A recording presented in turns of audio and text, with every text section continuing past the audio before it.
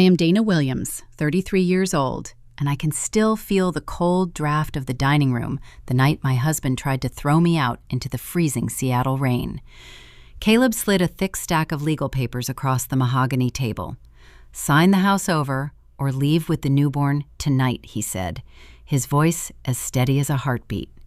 His mother Helen sat right next to him, swirling her wine and laughing. "You have no money, no family, and nowhere to take that baby," she mocked, staring at my shaking hands.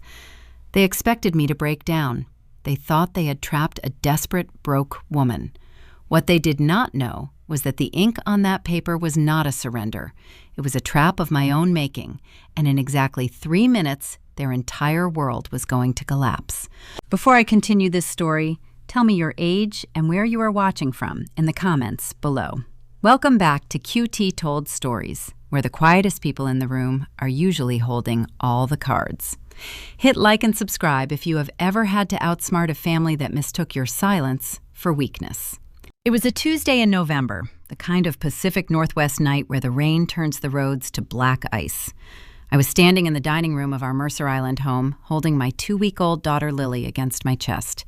She was asleep, unaware that her father was currently using her as leverage for real estate. Caleb sat back in his chair, wearing his tailored cashmere sweater, looking at me like I was a bad investment he was finally liquidating. The document in front of me was a quitclaim deed and a full surrender of assets. Caleb had planned this ambush perfectly. He waited until I was exhausted from the erratic sleep of a new mother. He waited until his mother was in town to serve as his audience. Helen adjusted her designer pearls and smiled that thin, polite smile she reserved for the hired help. "Caleb is offering you a clean break, Dana," she said, taking a delicate sip of her wine. "Take it before he decides to fight you for custody, too. You cannot afford a lawyer, and we both know you cannot provide for a child on a freelancer budget." My hands shook for just a fraction of a second as I reached for the heavy silver pen resting beside the folder. Caleb noticed the tremor.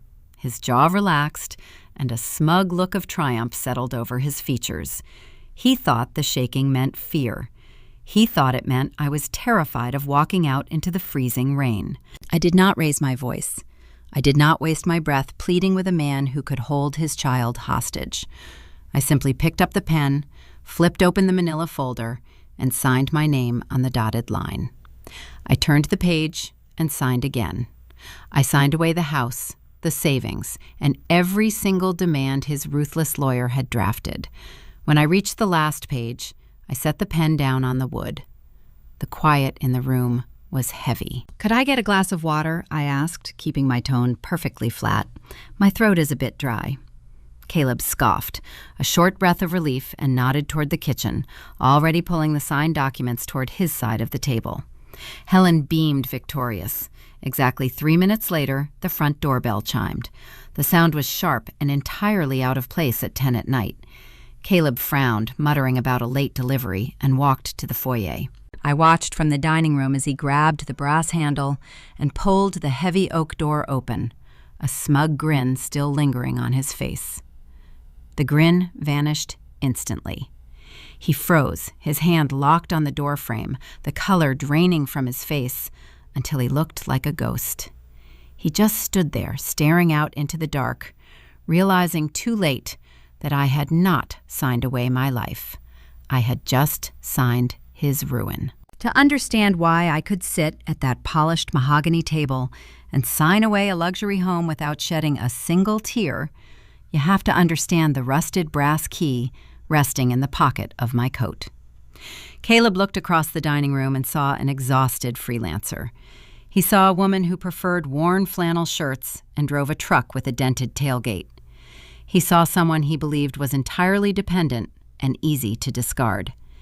He never understood that the dented truck was a deliberate choice. I grew up in the industrial grit of Tacoma, raised by my grandmother Rose after my parents passed before I was old enough to form memories of them. Rose was not a woman of soft comforts or gentle words.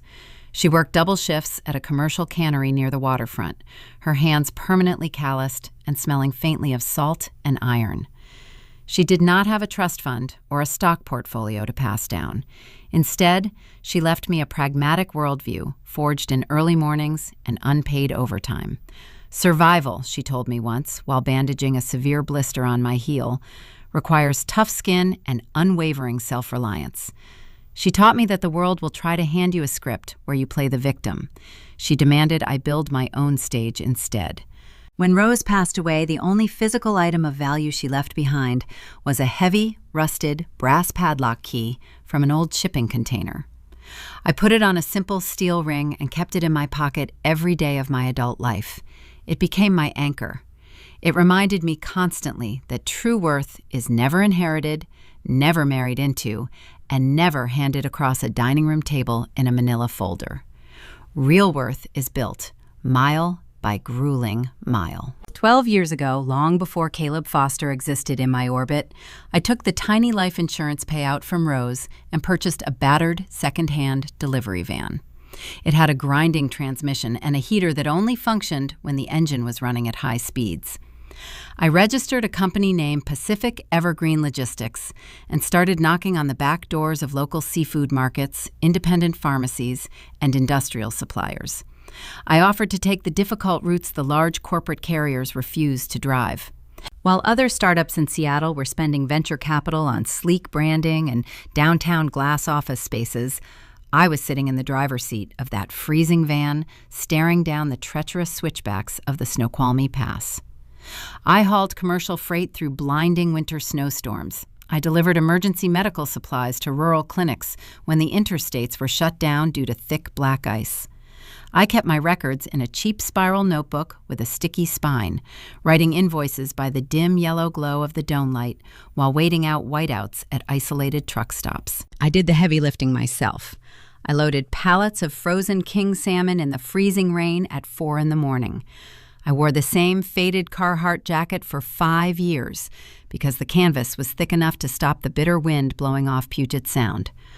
The work was brutal, isolating, and exhausting, but the profit margins were incredibly sound. I reinvested every single dollar back into the company infrastructure. 1 van turned into 3. 3 turned into a fleet of specialized refrigerated trucks. By the time I hit 30, Pacific Evergreen Logistics was no longer a solo operation run out of a glove box. It was a thriving regional shipping network holding lucrative long-term contracts across 3 states. The company was generating 8 figures in annual revenue. I was a wealthy woman by any standard metric, but nobody in my neighborhood knew the truth. Nobody at the local coffee shop treated me any differently. I deliberately masked my success behind an impenetrable armor of humility. I kept the old dented pickup truck as my personal vehicle. I stayed in my modest rented apartment long after I could afford a sprawling waterfront property. I learned very early on that the moment people sense money, the arithmetic in their eyes shifts. Friends start pitching risky business ideas. Distant relatives suddenly need a bridge loan for a vague emergency. Men look at you differently, their fragile egos threatened by a woman who does not need their financial protection. So I let the world assume I was just an ordinary working-class contractor scraping by month to month. I paid cash for the things that mattered, kept my corporate accounts strictly isolated under the limited liability company, and never flaunted a designer label. The armor worked flawlessly. I was invisible to the opportunists and the social climbers who infested the corporate elite. I operated in the quiet shadows of the supply chain, commanding an empire, while appearing entirely unremarkable to the untrained eye. Every time I closed a major commercial freight contract, I would reach into my pocket and trace the rough edges of Rose's rusted brass cargo key. It grounded me. It kept me vigilant. Then, 5 years ago, my protective armor encountered a blind spot. I was standing on a rain-slicked loading dock at the Port of Seattle, trying to untangle a logistical nightmare involving a delayed municipal freight shipment. The Port Authority was threatening to impound 2 of my trucks over a minor documentation error. I was in my standard work gear, muddy boots, a faded flannel shirt, and a beanie pulled down over my ears, arguing with a stubborn dock manager over regulations. That was the moment Caleb Foster walked into my life. He was a mid-level corporate manager for a downtown logistics firm sent to the port to oversee a separate shipment. He wore a crisp trench coat and held a sleek tablet, the picture of polished corporate ambition. Instead of walking past the argument, he stepped in. He used his corporate credentials and a smooth, practiced charm to navigate the Port Authority bureaucracy, clearing the documentation error in minutes. When I thanked him, he looked at me with a warm, assessing gaze.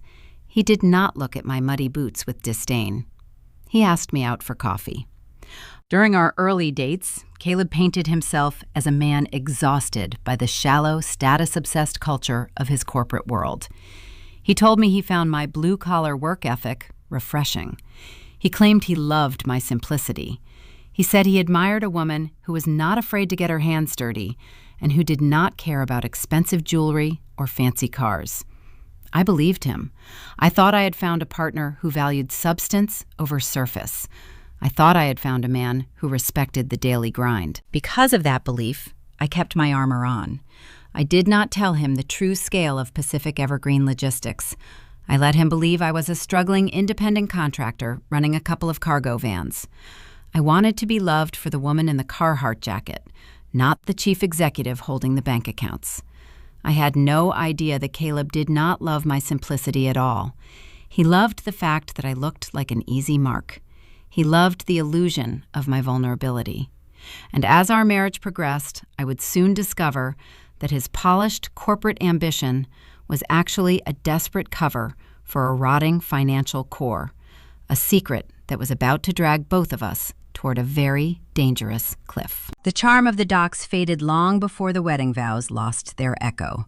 At first, Caleb presented himself as a driven professional, a man whose corporate ambition felt like a shared engine we could both use to build a secure future. He wore his tailored suits like armor, and I admired the discipline it took to navigate the cutthroat downtown Seattle boardrooms. I thought we were two sides of the same coin, both determined to carve out a stable life. But within 2 years of exchanging rings, that ambition curdled into something unrecognizable. It mutated from a desire for security into a toxic, ravenous obsession with social status. He stopped talking about the actual substance of his work and started talking exclusively about optics. It was no longer about closing a mutually beneficial contract. It was about which elite country club the client belonged to, whether the dinner reservation was at a Michelin star restaurant, and who was seen shaking his hand at the latest philanthropic gala. The authenticity I thought I saw at the port was replaced by a relentless hunger for prestige. The primary architect of this shift was his mother, Helen.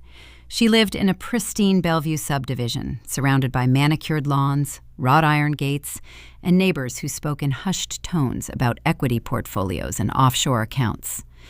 Helen possessed a terrifying ability to measure human worth entirely by zip codes, country club memberships, and designer labels.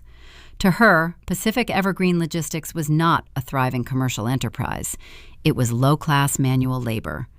She looked at my steel-toed boots and saw dirt, never recognizing the concrete foundation of an empire. During Sunday dinners at her sprawling house, Helen would pour her imported wine and casually lob insults disguised as maternal concern. She would sigh heavily across the table and ask if I was ever going to transition out of the delivery trade and find a respectable position. She suggested I look into administrative roles, something cleaner, something that would not embarrass Caleb when he introduced me to his firm partners. I would sit at her antique dining table, cutting my roast beef in silence. I swallowed the urge to pull out my phone and show her that my quarterly tax payments dwarfed her son's annual salary. I kept my mouth shut. I thought enduring her snobbery was the price of admission to a peaceful household. I prioritized harmony over my own pride. The breaking point for Caleb did not come from a lack of success, but from an overwhelming, impatient desire to leapfrog the corporate ladder. He wanted the prestige of an executive title without enduring the decades of required grind. So he bypassed the steady trajectory of his firm and launched a speculative commercial real estate venture with a group of country club acquaintances. He poured our visible joint savings into purchasing dilapidated retail properties on the industrial outskirts of Tacoma, convinced he could effortlessly flip them into luxury boutique spaces. He operated on pure ego and high-interest bridge loans, refusing to consult me on the logistics of the supply chain required for the renovations. When the commercial real estate market experienced a sudden, sharp downturn, his venture collapsed like a house of cards in a windstorm. The contractors halted all work due to unpaid invoices. The predatory bridge loans came due with crushing penalty interest rates attached. Caleb stopped sleeping. He paced our living room at 3 a.m, his face pale and drawn in the harsh glow of streetlights filtering through the blinds. The primary lending bank was threatening to initiate personal bankruptcy proceedings against him. A bankruptcy would not just ruin his credit score, it would destroy his corporate career and shatter the polished high society image he and Helen had spent years meticulously cultivating. I saw a man drowning, and I did the only thing I knew how to do. I fixed the problem. I did not give him a lecture on market volatility or reckless spending habits. I did not humiliate him by dragging him to a financial counselor to dissect his failures. Instead, I walked into my quiet home office, logged into my isolated corporate accounts, and executed a swift series of wire transfers. I funneled enough capital into his failing subsidiary to pay off the predatory bridge loans, settle the angry contractor disputes, and quietly close out the toxic properties before the bank could file the public bankruptcy notices. I thought I was throwing a life preserver to the man I loved. I expected nothing in return, perhaps a quiet thank you over coffee the next morning, or a shared sigh of relief. I fundamentally misunderstood the delicate architecture of male insecurity. A man whose identity is entirely tied to the illusion of his own superiority cannot forgive the woman who witnesses his failure. Instead of feeling gratitude, Caleb grew deeply resentful. My competence became a blinding mirror reflecting his own inadequacy. He began treating my financial rescue not as a gift freely given, but as a heavy personal leash wrapped around his neck. The dynamic in our home shifted rapidly from a supportive partnership to a cold, simmering war of attrition.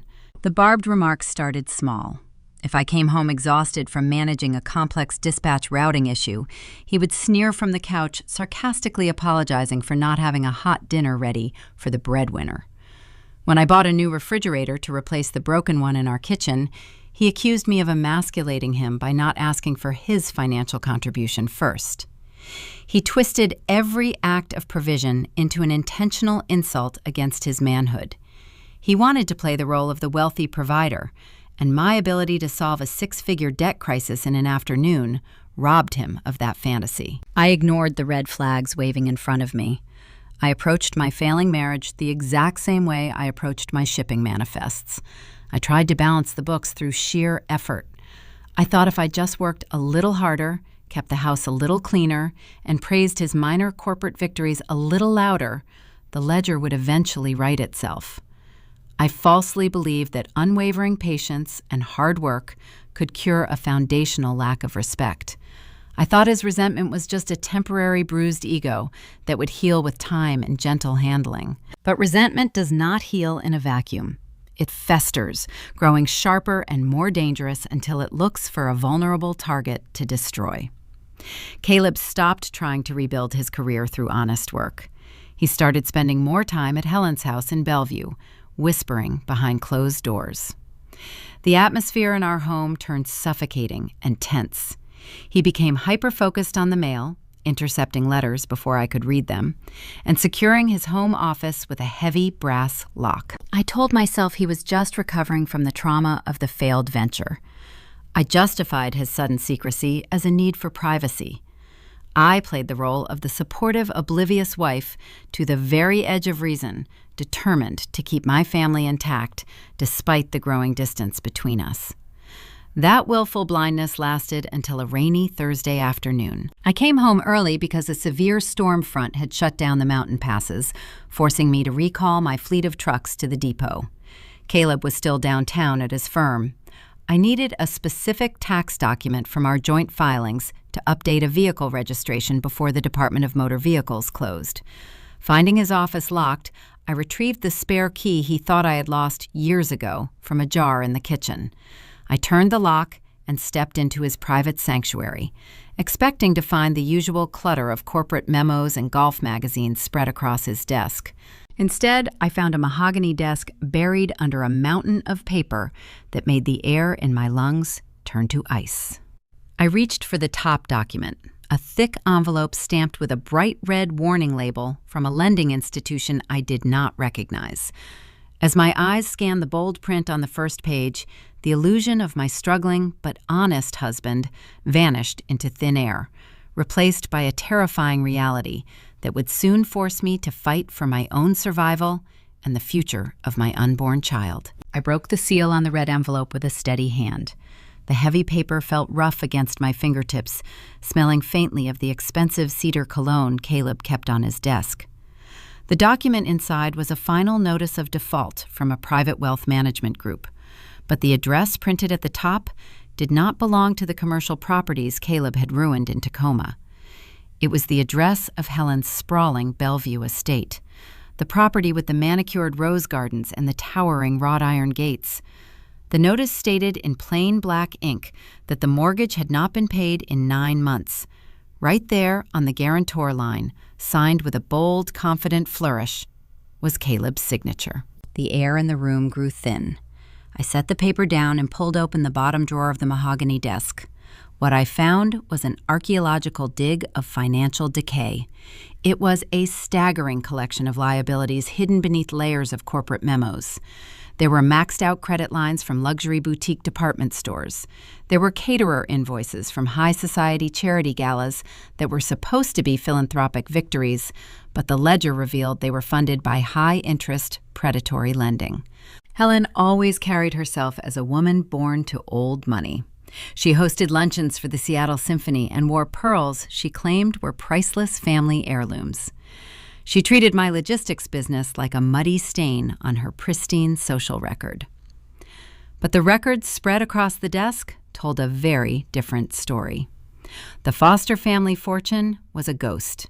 It did not exist.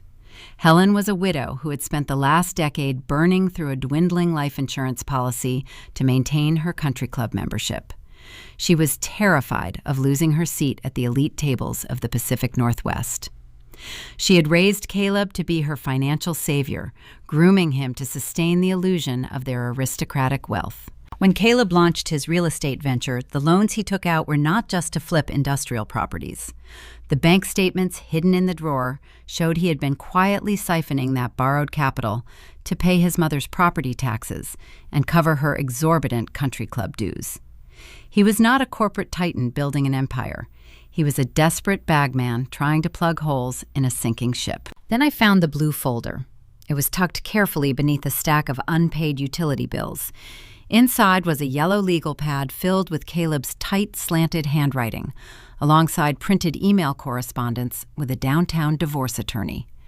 The emails were dated weeks before I transferred funds from my company to bail out his real estate mess.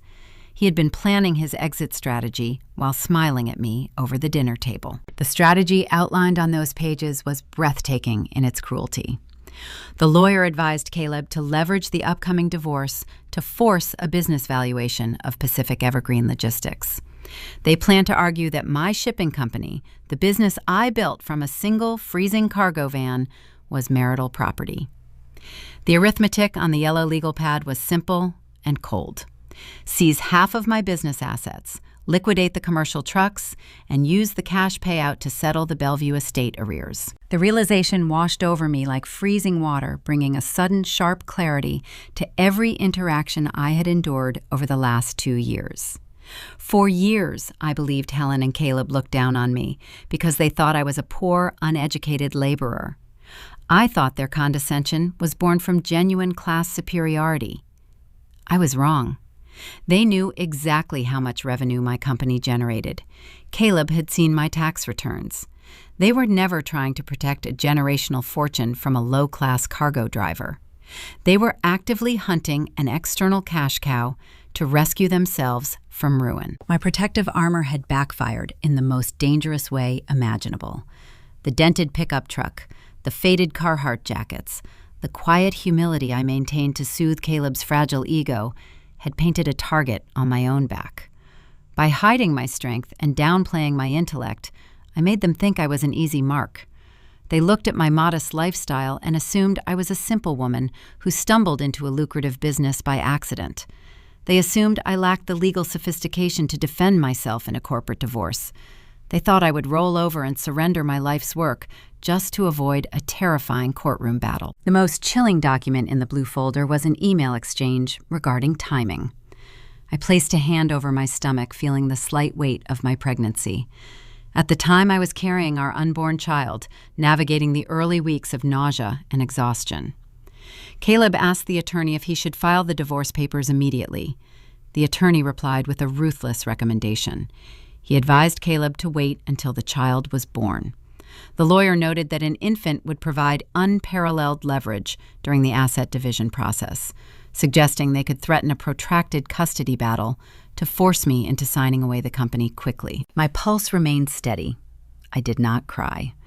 The lingering heartbreak I felt over a failing marriage evaporated into the cool Seattle air, replaced by a surgical precision. The man I married did not exist. He was a financial parasite, wearing a bespoke suit, acting as a collection agent for his mother's vanity. He was willing to use his own unborn child as a bargaining chip to pay off a luxury mortgage. Every barbed comment Caleb had made about me being the breadwinner was not rooted in a bruised ego. It was the frustration of a thief staring at a vault he could not crack. Helen's disdain was not classism. It was projection. She looked at me and hated the fact that a woman in muddy work boots possessed the genuine wealth she was desperately pretending to have. I heard the crunch of tires on the wet pavement outside the home office window. Caleb was returning from his firm downtown. I had less than 2 minutes. Moving with the methodical efficiency of a dock manager loading a precarious freight shipment, I restacked the unpaid bills, the default notices, and the blue legal folder. I placed the red envelope exactly where I found it on the desk. I wiped my fingerprints off the mahogany surface and locked the office door, dropping the spare key back into the jar in the kitchen. I walked into the living room and picked up a book just as the front door opened. Caleb walked in, shaking the rain from his umbrella, complaining about the terrible traffic on the floating bridge. I looked up, offered a polite smile, and asked about his day. He unbuttoned his trench coat and let out a heavy sigh, launching into a fabricated story about a demanding client.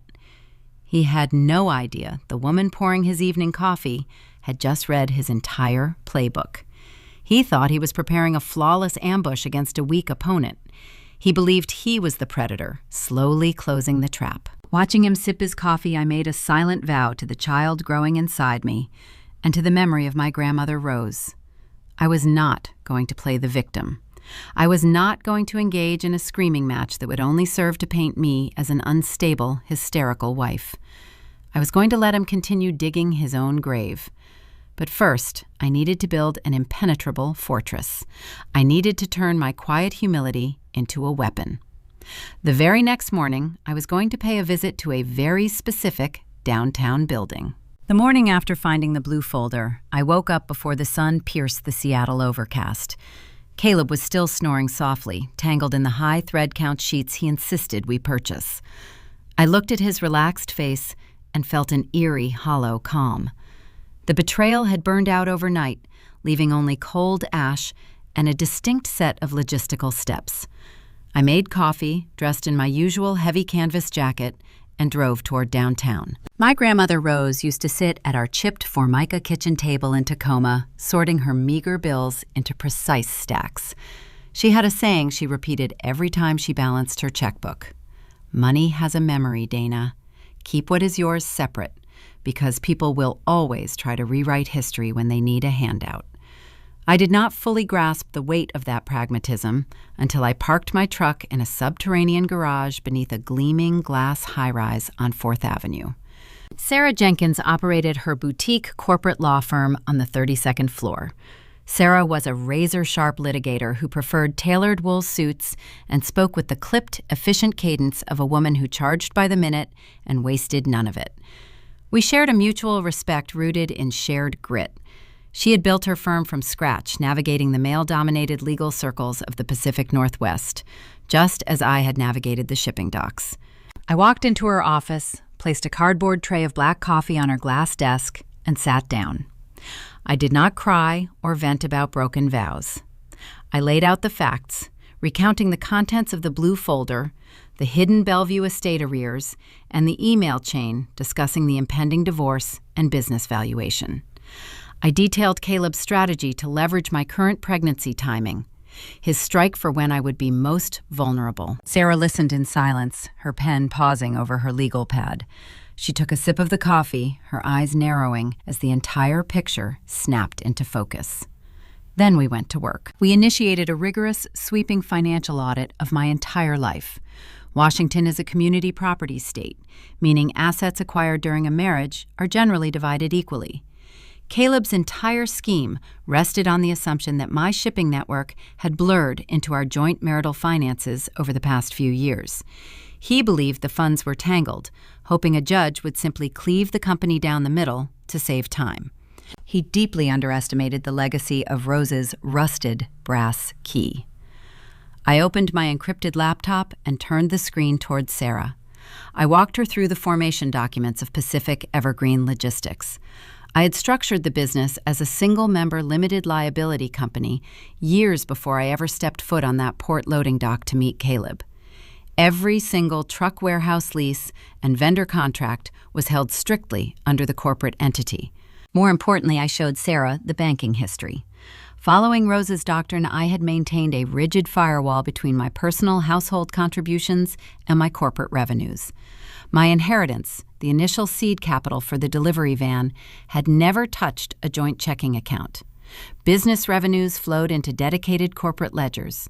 When I paid myself a salary, it was a documented, taxed draw. Even the capital I had transferred to bail out Caleb's failing real estate venture was recorded not as a commingling of funds, but as a heavily papered, non-recourse personal draw from my own retained earnings. Sarah reviewed the digital ledgers tracing the unbroken lineage of every dollar back to its origin. She leaned back in her leather chair, a slow, predatory smile spreading across her face. "The firewall is pristine," Sarah confirmed, tapping a manicured fingernail against the screen. "Caleb is chasing a mirage." Because you never mix the revenue streams, Pacific Evergreen Logistics remains legally untouchable. It retains its separate premarital character. A judge will look at these ledgers and laugh him out of the courtroom. The relief was a quiet, steadying force in my chest. But Sarah raised her hand, her expression hardening, signaling the arrival of the actual threat. "Being legally right and surviving the process are two entirely different battles," she warned, leaning forward. I know the attorney Caleb was emailing. Richard Hayes is a shark who thrives on attrition.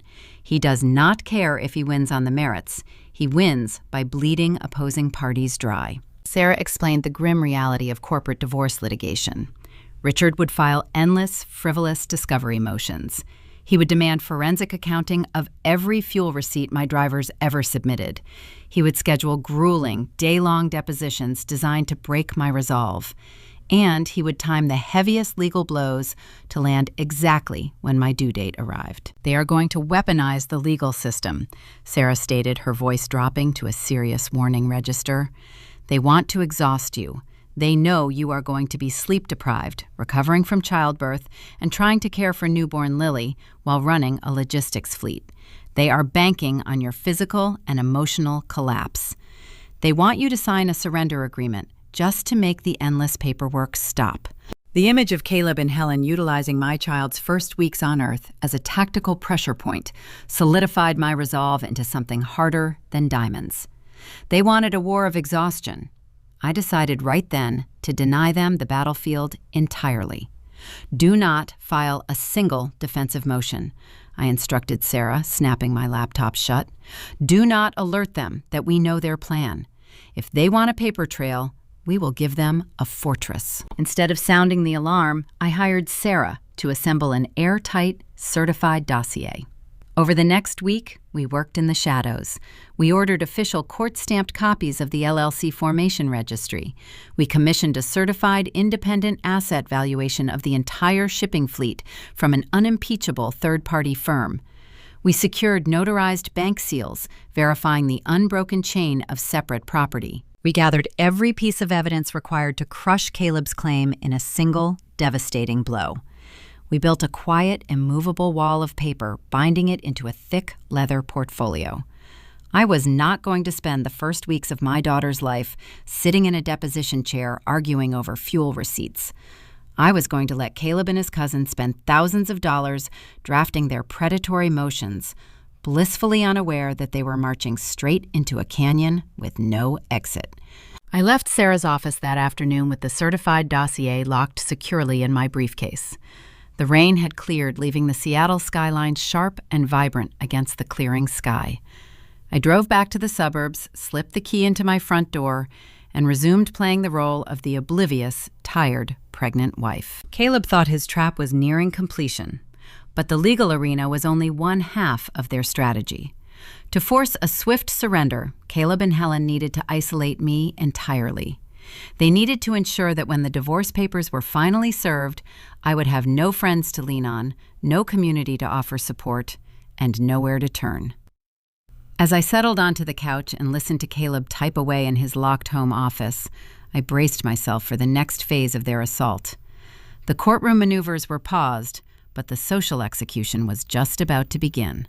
The countdown hanging over my life ended on a crisp Tuesday morning when Lily took her first breath. The hospital room smelled of sterile sheets and rubbing alcohol. When the nurses finally placed my daughter on my chest, a profound, fierce, protective instinct anchored itself deep in my bones. I looked down at her tiny, grasping fingers and knew exactly what was at stake. Caleb played his part for the audience. He posed for the mandatory photograph, smiling brightly for the camera while holding the swaddled bundle projecting the image of a devoted new father. But the moment the camera shutter clicked, his smile vanished. He handed Lily back to me like she was a borrowed, fragile item, checking his phone and pacing the linoleum floor.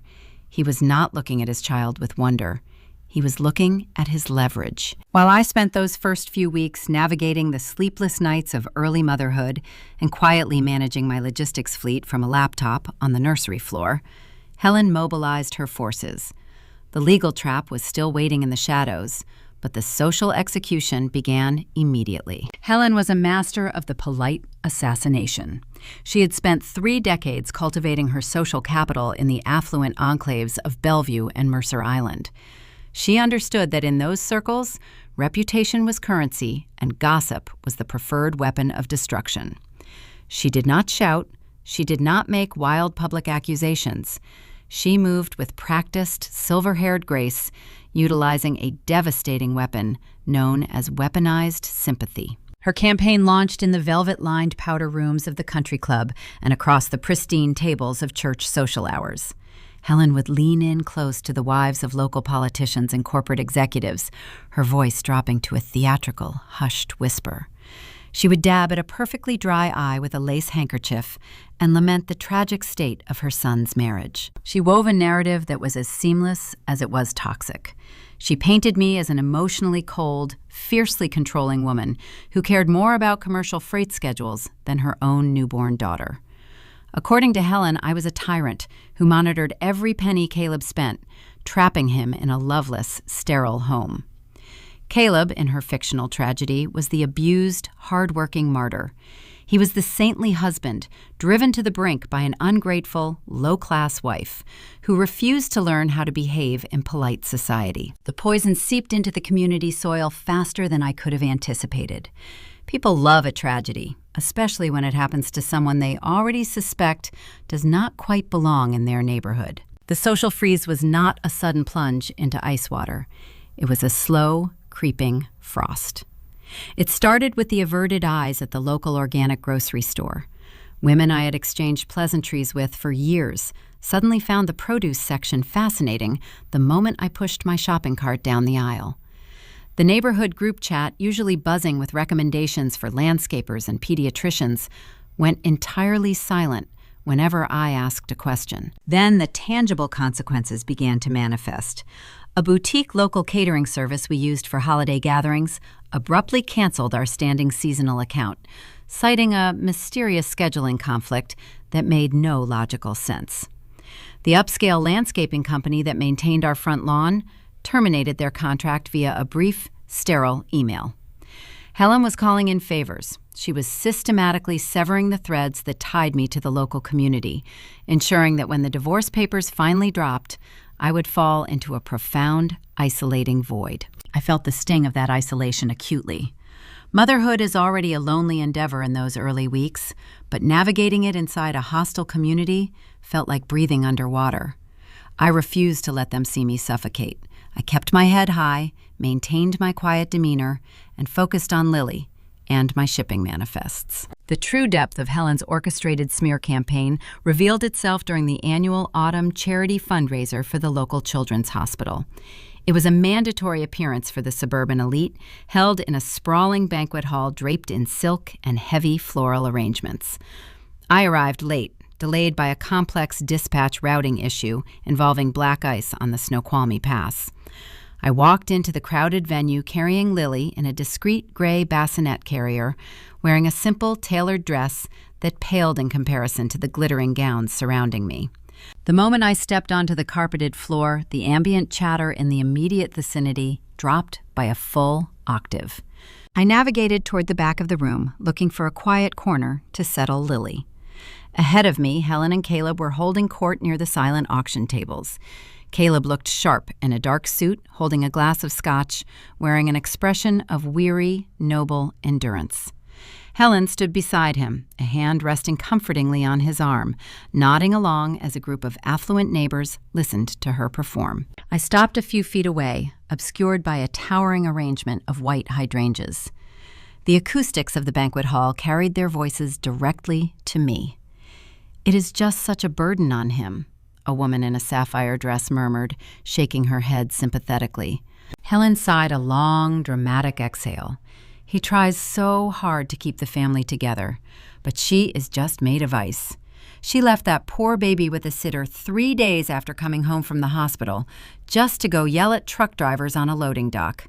Caleb is essentially raising that child alone while walking on eggshells in his own house." The lie was so bold, so detached from the reality of my sleepless nights and constant care, that it stole the breath from my lungs. I had not hired a sitter. Once. I had managed my entire fleet with Lily strapped to my chest. Another neighbor chimed in, a man who had borrowed Caleb's tools just a month prior. You have to wonder what kind of woman prioritizes a dirty freight business over a newborn. He deserves a clean break. My pulse pounded a steady, relentless rhythm against my temples. The instinct to step around the flowers, to raise my voice, and tear their fabricated narrative to shreds right there in front of the silent auction tables surged through my veins. It would have been so easy to cause a scene. It would have felt incredible to watch Helen's smug smile shatter under the weight of the truth. But Rose's pragmatic voice echoed in my mind. If you scream, they win. I looked down at Lily, who was sleeping peacefully, oblivious to the venom swirling around her. I realized exactly what this was. This social ostracization was not just petty gossip. It was a deliberate, tactical siege. Caleb and Helen were trying to strip away my support system, my reputation, and my confidence. They wanted to make me feel so small, so hated, and so incredibly isolated that I would lack the psychological strength to fight back. They were softening the target. They needed me broken and compliant for the upcoming legal ambush. If I walked out there and caused a messy public scene, I would hand them the exact ammunition they needed. Richard Hayes, their ruthless lawyer, would use the incident to paint me as an unstable, hysterical mother in front of a family court judge. I took a slow, deep breath, reining in the adrenaline. I did not engage. I did not defend myself to a room full of people who had already eagerly consumed the lie.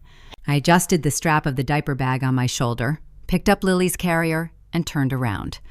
I walked back out through the heavy glass doors of the banquet hall, leaving the glittering lights and the whispered insults behind me. The Pacific Northwest air felt sharp and clean against my flushed cheeks.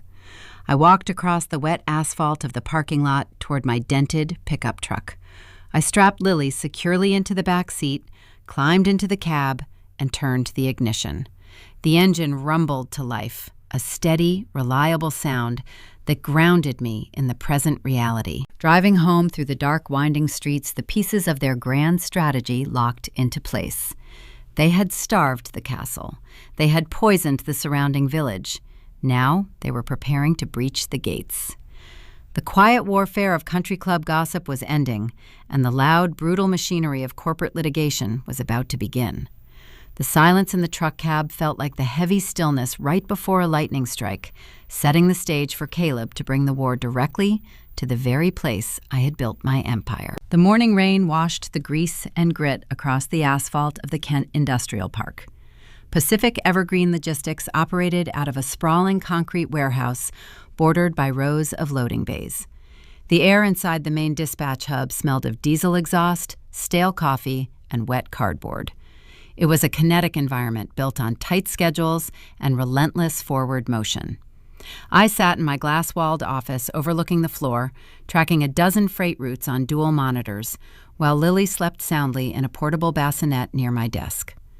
I was in my element, far removed from the suffocating velvet chairs of the Bellevue Banquet Hall. The legal ambush arrived exactly at 10 in the morning, synchronized perfectly with peak dispatch hours. The heavy steel double doors of the front lobby swung open, cutting through the usual hum of ringing phones and radio chatter. Two men in identical off-the-rack gray suits walked onto the floor. They looked profoundly out of place among the forklift operators and logistics coordinators wearing high-visibility safety vests.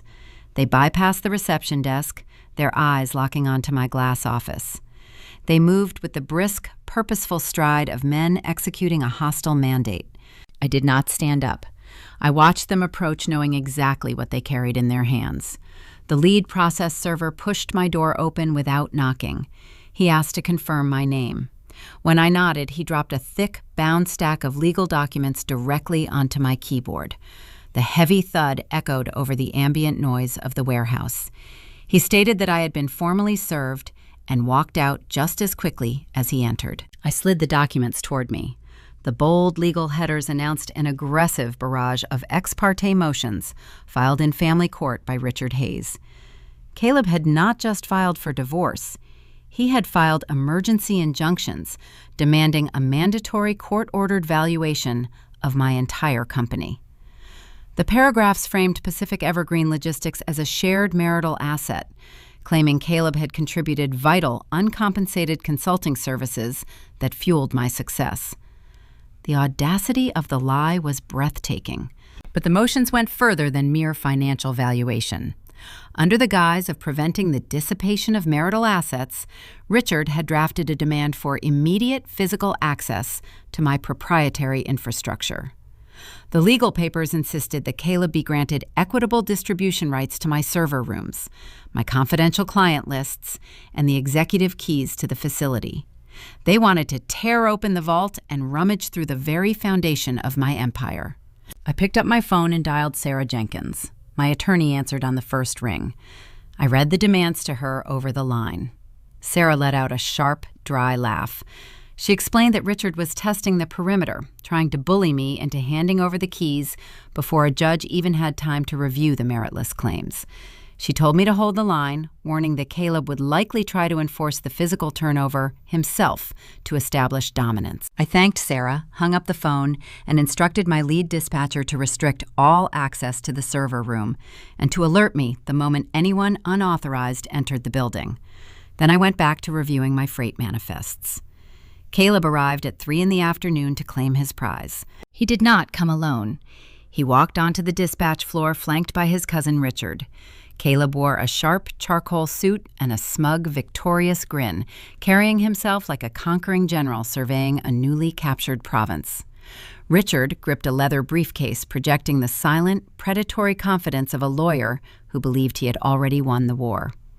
They walked past my employees without a glance, stepping into my office and closing the glass door behind them to contain the confrontation. Caleb stood in front of my desk, his chest puffed out, radiating an unearned, arrogant authority. He looked around the modest office, his eyes lingering on the sleeping baby in the corner before settling his gaze on me. "The game is over, Dana," Caleb said, his voice dripping with condescension. "You have been served.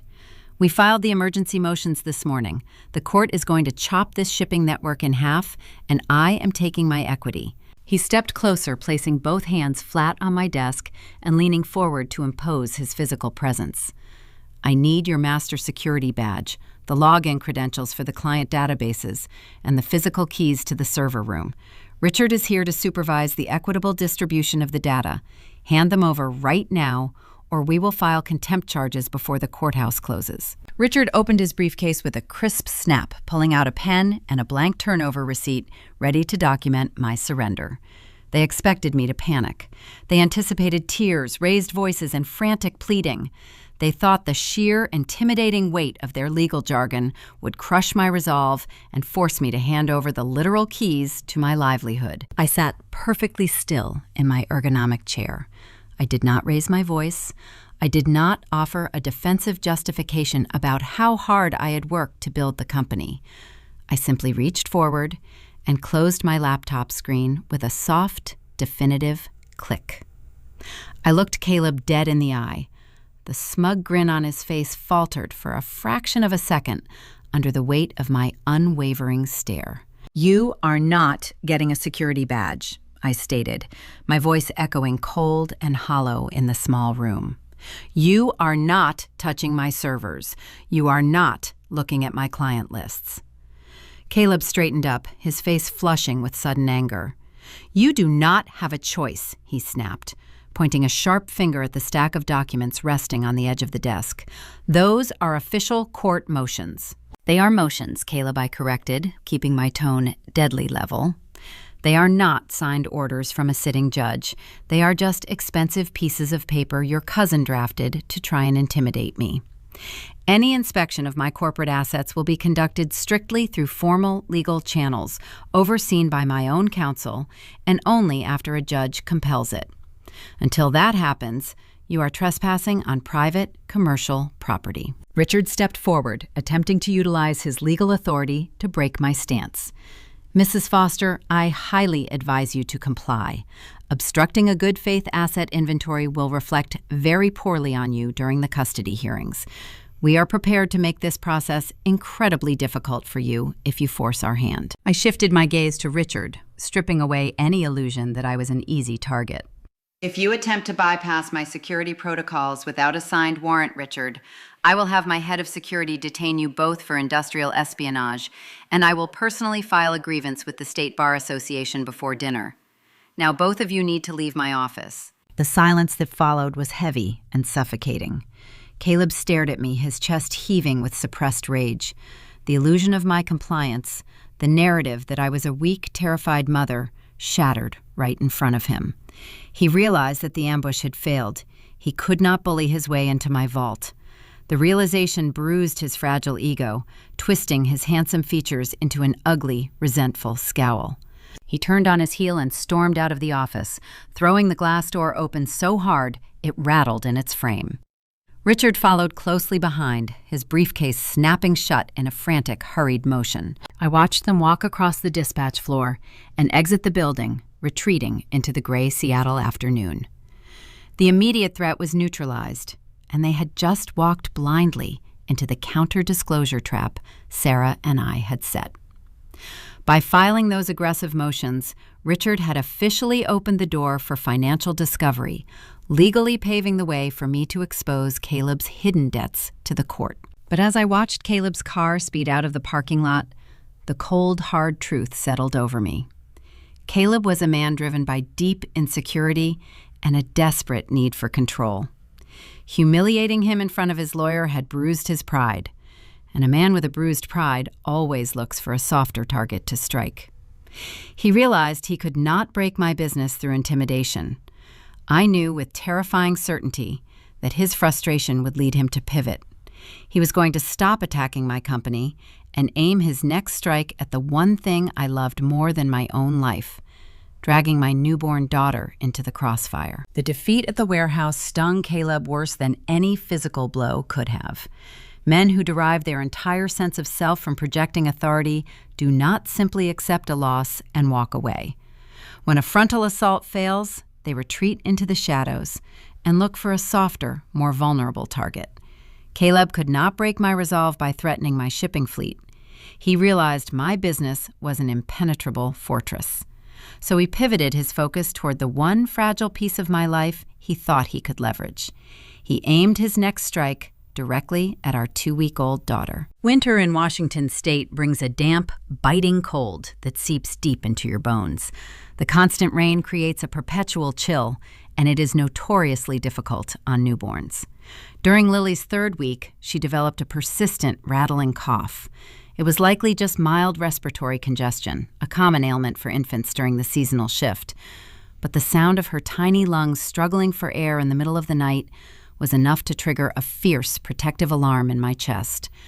I scheduled a morning appointment at her pediatric clinic in Renton, wrapping her warmly in thick fleece blankets before securing her in the back of my truck. I carried her into the clinic, inhaling the familiar sterile scent of antibacterial wipes and the faint, sweet odor of pediatric medicine. The waiting room was painted with cheerful pastel murals of woodland animals, a stark contrast to the dark, calculating warfare brewing in my personal life. I approached the reception desk, soothing Lily as she fussed against my shoulder. The receptionist, a kind older woman with silver hair and warm eyes, asked for my identification and the primary health insurance card. During our marriage, Caleb had always insisted on carrying our healthcare coverage through his downtown corporate executive package. He frequently used it as a conversational prop at dinner parties to remind everyone, including me, that he was the traditional provider of the household. I never argued the point. I had my own robust corporate healthcare options through my logistics firm, but allowing him to maintain the family policy fed his ego and kept the peace. I slid the familiar blue plastic card across the counter, expecting the standard routine of copays and clipboard paperwork. The receptionist swiped the card through her terminal. A sharp, negative tone beeped from the machine. She frowned, adjusting her glasses, and typed the member ID number manually into her keyboard. Another harsh beep echoed from the system. The warm smile on her face faltered, replaced by a look of genuine professional discomfort. She looked at the computer screen, her eyes darting back and forth across the digital text, before glancing up at me with profound hesitation. "I am getting an inactive status on this policy," she said, her voice dropping to a low, apologetic whisper. "The system shows that the primary account holder terminated coverage for both dependents early yesterday morning." My breath caught in my throat. Caleb had deliberately canceled the health insurance for his own newborn daughter. He knew the damp, cold weather was causing her respiratory distress. He knew I would be bringing her to the doctor. He had engineered a bureaucratic blockade right at the moment she needed medical attention. But the true depth of his depravity had not yet fully revealed itself. The receptionist swallowed hard, gripping the edge of her desk, looking as though she wanted to be anywhere else in the world. "There is an administrative flag on the account," she continued, her tone trembling slightly. "The primary holder left a direct note for any billing inquiries regarding this specific dependent." "Read it to me," I commanded, keeping my voice level and devoid of any trembling. She looked back at the glowing monitor. "The note states that coverage for the infant Lily Foster will remain suspended until the mother provides a signed, notarized emergency child custody surrender agreement to the primary holder's legal counsel." The silence that followed stretched out thick and suffocating. The cheerful pastel murals on the clinic walls suddenly felt like a grotesque mockery. I stood perfectly still, absorbing the sheer, chilling reality of Caleb's maneuver. This was the insurance trap. It was a sociopathic, calculated strike designed to manufacture an immediate medical crisis. He believed I was a struggling freelancer with no liquid capital. He assumed that the out-of-pocket costs for a pediatric visit, breathing treatments, and potential emergency care would instantly bankrupt me. He had meticulously engineered a scenario where I would have to choose between letting my daughter suffer without medical intervention or signing away my legal maternal rights just to access his corporate health care. He wanted me to break down crying at that reception desk. He expected the clinic to turn me away due to a lack of funds. He was waiting for his phone to ring, anticipating my desperate, sobbing pleas. He wanted me to crawl back to him on my hands and knees, willing to sign any document his cousin Richard shoved in front of me just to save our child. The lingering sorrow I felt over the decay of my marriage vanished in that instant. Any remaining trace of empathy for the man I had vowed to love evaporated into the sterile clinic air. The raw, searing fury inside my chest rapidly crystallized into a cold, razor-sharp, tactical focus. He thought he was starving a helpless victim. He had no idea he was attempting to extort a woman who commanded an 8-figure shipping empire. The receptionist offered a sympathetic, pitying look. "We have a financial hardship program," she offered gently. "I can get you the application forms if you need help covering today's consultation." I looked at her, my expression hardening into an impenetrable mask of pure resolve. "That will not be necessary," I replied smoothly. I reached into my diaper bag and pulled out a sleek, matte black debit card. It was linked directly to a secondary unlisted corporate reserve account I maintained for emergency fleet repairs. It held more liquid capital than Caleb had earned in his entire career. I slid the card across the counter. "Process the visit as a self-pay patient," I instructed. "Charge the consultation any required breathing treatments and the prescription medications directly to this account. I will not be needing his insurance policy ever again." The receptionist processed the transaction without another word, handing me the receipt with wide eyes. I carried Lily into the examination room. The pediatrician confirmed it was a routine respiratory congestion, administered a mild nebulizer treatment to clear her airways, and gave her a clean bill of health. I held my daughter close, feeling her chest rise and fall easily now, making a silent, unbreakable promise to her. Her father had just crossed a line from which there was no return.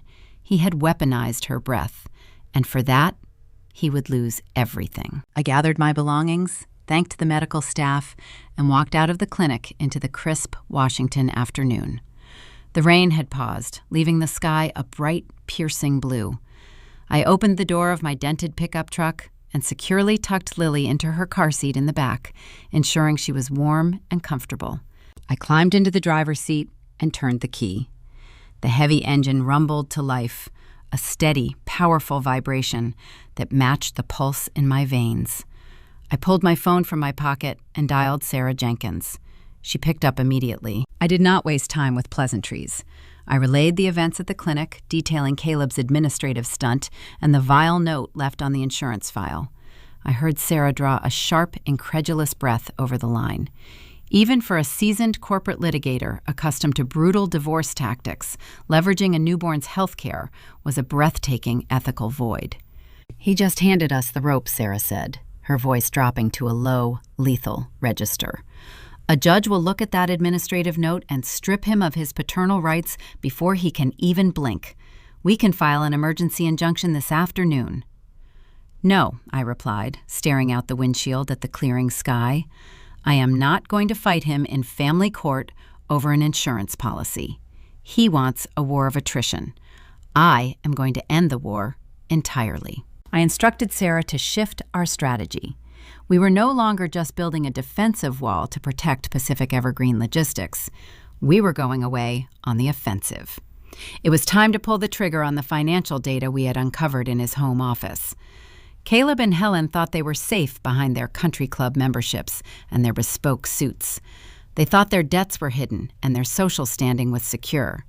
They believed they held all the leverage because they assumed I was powerless. "It is time to move on the Bellevue estate," I told Sarah, putting the truck into gear. "Find the exact holding companies managing his defaulted bridge loans and his mother's arrears.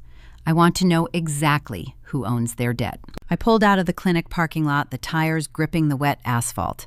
Caleb had tried to use my child as a pawn. He had forced my hand, unaware that the quiet, humble woman he married was about to leverage her own vast resources to execute a flawless financial takeover. The quiet preparation was over, and the systemic dismantling of the foster family facade was officially underway. The drive back to Mercer Island felt different than any commute I had made before. The lingering fog of betrayal had burned off, leaving a sharp, tactical landscape in its wake. I pulled my truck into the driveway and parked next to Caleb's polished sedan. He was home early, likely pacing the living room, waiting for the inevitable explosion. He expected me to burst through the front door in tears, clutching our daughter, demanding to know why her health insurance was canceled. He wanted a frantic, emotional confrontation. He needed me to scream so he could record the interaction, or at least document my instability for his lawyer. I refused to give him the satisfaction. I unlocked the door and stepped into the foyer. The house was quiet, save for the faint hum of the heating system. Caleb stood near the kitchen island, holding a glass of scotch, his posture stiff with anticipation. I did not look at him. I did not say a word. I smoothly unbuckled Lily from her carrier, walked past him, and headed straight for the nursery. I operated with the clockwork precision of a seasoned logistics director, managing a delicate freight transfer. I changed her clothes, fed her, and hummed a low lullaby until her eyes fluttered shut. My movements were deliberate, sterile, and entirely devoid of the panic he had tried so hard to manufacture. When I finally returned to the kitchen to pour myself a cup of tea, Caleb was still standing there, his brow furrowed in deep confusion. The silent treatment unnerved him. He cleared his throat, attempting to bait the trap himself. He asked how the pediatric appointment went, feigning a casual paternal interest. I met his gaze over the rim of my teacup. I kept my face an unreadable mask. I told him her congestion was clearing, and the physician gave her a clean bill of health. I mentioned the clinic required a self-pay transaction, which I handled without issue. The disappointment flashed across his features, sharp and immediate. The grand medical crisis he had engineered dissolved into a mundane errand. He wanted a war of attrition. I handed him a vacuum. My grandmother Rose raised me on a very simple philosophy regarding conflict. She used to say that anger is a cheap currency and weak men spend it quickly. She taught me that silence is a mirror, and people who live in a constant state of deception despise looking at their own reflection. By refusing to engage in shouting matches or public retaliations, I starved Caleb's fabricated narrative. His cousin Richard needed text messages full of frantic accusations. He needed documented police reports of domestic disturbances. He needed proof that I was a hysterical, unfit mother. By maintaining an immaculate household, sticking to rigid feeding schedules, and keeping my company running flawlessly, I provided them with nothing but dead air. While Caleb slept, convinced his strategy was just experiencing a temporary delay, I turned my home office into a war room. The real battle was happening in the digital shadows. I communicated with Sarah Jenkins through a secure, encrypted client portal. We bypassed standard family court discovery, which Richard was trying to stall, and employed a private forensic accountant to dig into the holding companies tied to the Bellevue estate and the Tacoma real estate flip. We needed to map the exact topography of Caleb's financial ruin. We needed to understand the precise nature of the debt he was hiding behind his tailored suits and his mother's pearls. The reports began populating in my inbox just past midnight. The data was a labyrinth of poor decisions and reckless hubris. We discovered that to fund his high society lifestyle and keep his mother's failing estate afloat, Caleb had not just taken out standard commercial loans. He had crossed a fatal, irreversible line. He had quietly taken out a secondary, highly leveraged mortgage on our marital home in Mercer Island. To secure the capital from a predatory private lending firm, he bypassed corporate liability protections and signed a personal guarantee. He tied his own name, and by extension the marital estate, directly to the toxic debt. The forensic trail did not stop there. The capital he extracted from our home did not go toward legitimate investments. It was funneled into a failing subsidiary he created to manage the dilapidated retail properties in Tacoma. The subsidiary was hemorrhaging cash, drowning in unpaid contractor invoices and neglected property taxes. Caleb had defaulted on a series of commercial bridge loans tied to that entity.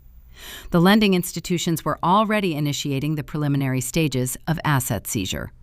The liabilities were staggering, a cascading waterfall of compounding interest and penalty fees that no mid-level corporate salary could ever hope to satisfy. I sat in the dim blue glow of my laptop screen, reading the liability totals, and a genuine, relaxed smile spread across my face. The sheer poetic irony of Caleb's legal strategy was breathtaking. He had hired a ruthless attorney. He had filed thick court motions. He had launched a community smear campaign. He was fighting tooth and nail in family court to claim equitable distribution of the marital assets. He wanted the judge to award him the house, the savings, and a share of my shipping empire, fully convinced he was capturing a fortune. In reality, because my logistics company was secured behind a pristine, unmingled corporate firewall, the only true marital asset on the table was the Mercer Island property. And that property was effectively a sinkhole. Caleb was spending thousands of dollars in legal fees to win sole possession of a house that carried more debt than its market value. He was fighting a brutal, sociopathic war to seize a mountain of toxic liabilities. If he won his court case, he would legally chain himself to a sinking ship, inheriting a financial burden that would bankrupt him before the ink on the divorce decree even dried. I closed the spreadsheet, the satisfying click of the laptop echoing in the quiet room. I did not need to defend myself. I just needed to step out of his way and let him claim the prize he wanted so desperately. I would surrender the marital home. I would let him take the joint accounts. I would hand him the exact ruin he had constructed with his own hands. The legal mechanism was ready. The financial data was verified. I had the power to crush him quietly in a sterile mediation room, presenting the forensic audit to his lawyer and watching his case collapse in private. But a quiet surrender would not balance the scales. Caleb and Helen had not tried to destroy me in private. They had weaponized the local community. They had whispered poison into the ears of my neighbors and isolated me from my support systems. They operated on pride and public validation. They needed an audience to feel powerful. Taking their wealth was a matter of mathematics, but taking their pride required a stage. I knew they would soon provide the perfect arena for their own destruction. They were too arrogant to stay out of the spotlight. The final piece of the puzzle would arrive in the mail later that week, a formal invitation to a gathering that would serve as the grand finale of their manufactured high society lives. The psychological tension in our home had shifted from a simmering quiet to a suffocating pressure. Caleb was rarely around, spending his evenings downtown or at his mother's Bellevue estate, leaving me alone with Lily and the rhythmic hum of the central heating. I preferred the solitude. It allowed me to manage my freight dispatch logs and monitor my daughter's sleep schedule without feeling the constant scrutinizing weight of his presence. He operated under the assumption that I was pacing the floor, terrified of the impending legal battle, waiting for him to dictate the terms of my surrender. The turning point arrived on a gray Thursday afternoon. I walked down the long paved driveway to check the mail, pulling my fleece jacket tight against the damp wind blowing off Lake Washington. Mixed in with the usual assortment of utility bills, junk mail, and local catalogs was a thick, square envelope. It stood out immediately among the mundane white paper. The material was a heavy, textured cream cardstock, sealed on the back with a pool of dark crimson wax, stamped with an ornate crest. It felt expensive, the kind of stationery designed to demand immediate attention. I carried the stack of mail into the kitchen, set Lily safely in her bouncer near the granite island, and broke the wax seal with my thumb. Inside was a formal, ostentatious invitation trimmed in raised gold foil. The elegant cursive font announced an exclusive charity gala hosted by the Pacific Northwest Business Roundtable, set to take place at a luxury waterfront hotel in downtown Seattle. My eyes scanned the hosts of the evening. Printed right at the top in a font slightly larger and bolder than the rest were the names Caleb Foster and Helen Foster, listed proudly as the event co-chairs. Beneath Caleb's name was a brand new corporate title, a senior executive designation he had undoubtedly lobbied for or fabricated entirely to impress the regional elite. The opposing page of the invitation featured a glowing biographical profile praising their generational commitment to the city and their unparalleled philanthropic leadership. The Pacific Northwest Business Roundtable was not a casual networking group. It was an insular, elite circle of regional titans, tech founders, and legacy real estate developers. Gaining a seat at their annual gala required either a genuine 10-figure net worth or a generational surname. Helen had spent the last 2 decades treating that specific social circle like a religion. She grew up on the outer edges of Seattle high society, marrying a man who had money but lacked a notable lineage. When Caleb's father passed away, Helen inherited a comfortable life, but she burned through the principal at an alarming rate to maintain the illusion that they belonged at the very top of the hierarchy. Her entire identity was tethered to being seen in these specific ballrooms. She had raised Caleb to inherit that exact same void, teaching him that looking successful was far more important than actually building something of value. As I unfolded the heavy cardstock, a smaller piece of matching stationery slipped out and fluttered onto the countertop. I picked it up. The handwriting was unmistakable. Helen wrote in sharp, sweeping cursive, pressing the fountain pen so hard into the paper that the words left physical indentations on the back of the card. I read the short, cruel message twice to ensure I was not misinterpreting her intent. Come see how the real world operates, dear. Do try to wear something cleaner than your usual work flannel. I did not gasp. I did not crumple the note and throw it into the trash. I just stared at the sharp, dark ink, feeling a profound, unsettling clarity wash over me. This was a calculated, public humiliation ritual. Helen and Caleb were not required to invite an estranged wife to a high society function. His attorney, Richard Hayes, would have strongly advised against it, warning them to keep all interactions strictly professional during a pending divorce. But Helen could not resist. Her vanity demanded an audience, and her cruelty demanded a target. They wanted me standing in the shadows of a grand ballroom, surrounded by women in silk designer gowns and men in bespoke tuxedos. They wanted me to look at Caleb, glowing under the crystal chandeliers, shaking hands with city council members and bank presidents. They wanted me to feel the full, crushing weight of the social disparity they believed existed between us. They designed this invitation to break my spirit right before the asset division hearings commenced. If I felt small enough, inadequate enough, and isolated enough, I might just sign the surrender agreement to escape the glare of their fabricated superiority. I traced my thumb over the gold foil lettering, marveling at the sheer, breathtaking delusion of it all. I knew the truth, hidden behind the embossed paper. I had seen the forensic accounting Sarah Jenkins and I uncovered. I knew that Caleb was wearing a suit purchased on a maxed-out credit card. I knew the Bellevue estate Helen used to host her prestigious planning committee meetings was months away from foreclosure. I knew Caleb was actively defaulting on commercial loans while simultaneously accepting applause for his philanthropic leadership.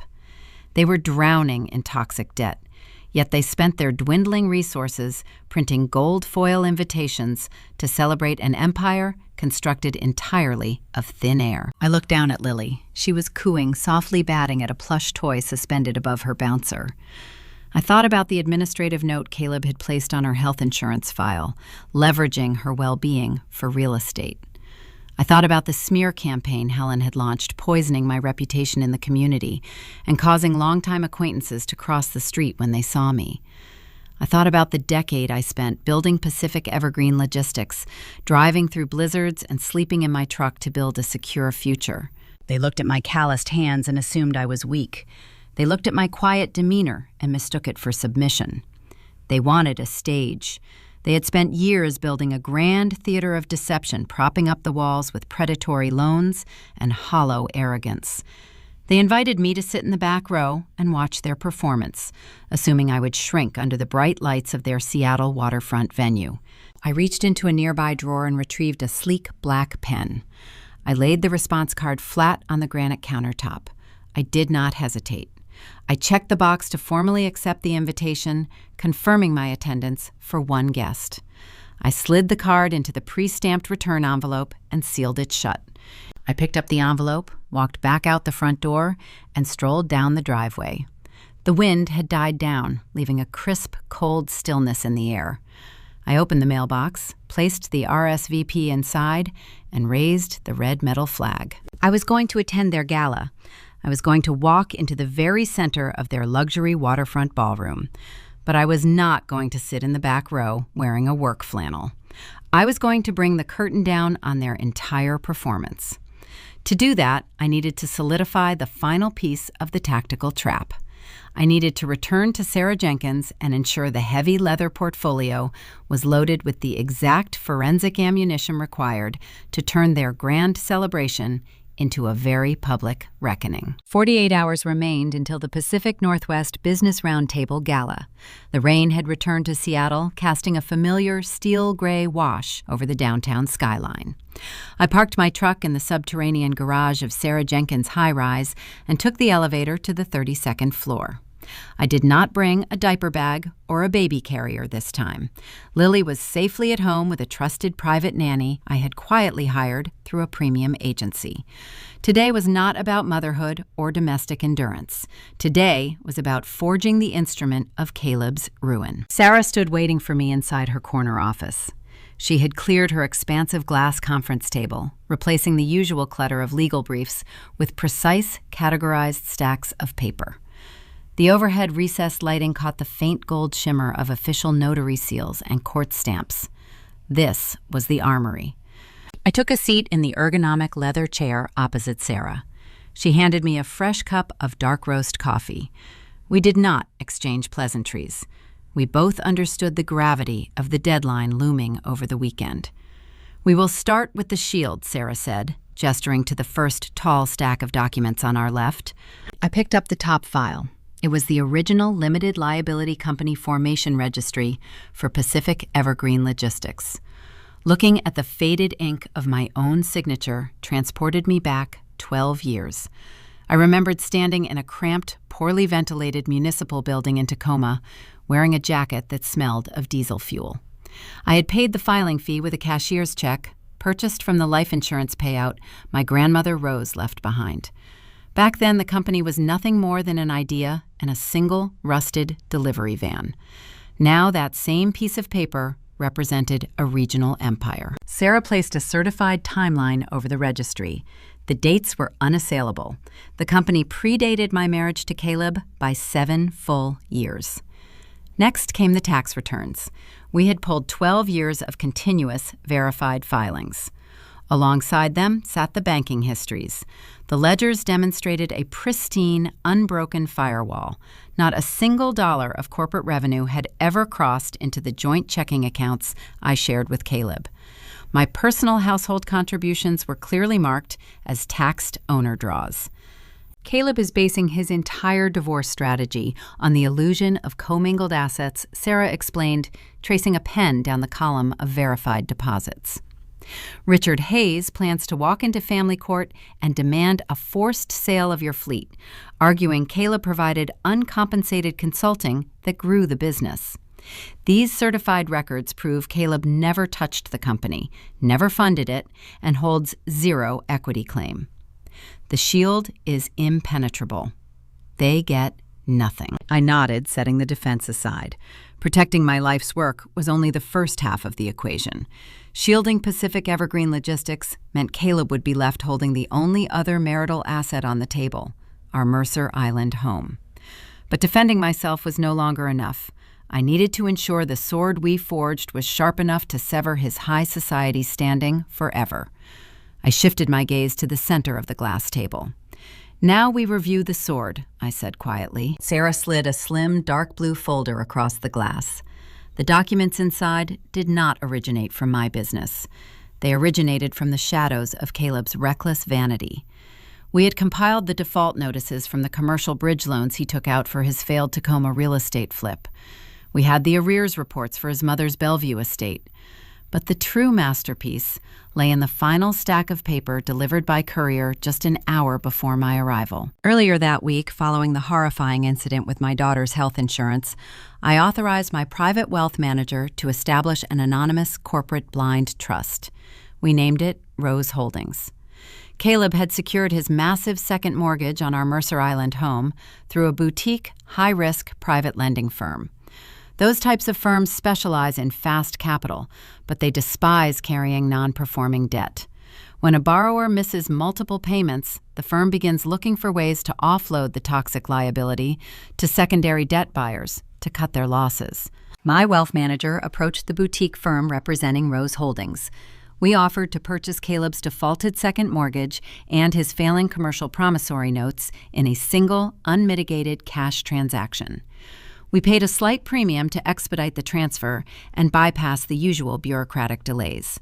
The private lender, eager to clear the bad debt from their quarterly books, accepted the offer without asking any questions about the identity of the buyer. I opened the blue folder and stared at the assignment of debt. The signatures from the lending institution were fresh, the ink stark against the crisp white paper. The legal reality of the transaction settled over the quiet office. By utilizing the blind trust to purchase the non-performing notes, I had effectively bought my husband's debt. I was no longer just the estranged wife he was trying to bully into a surrender agreement.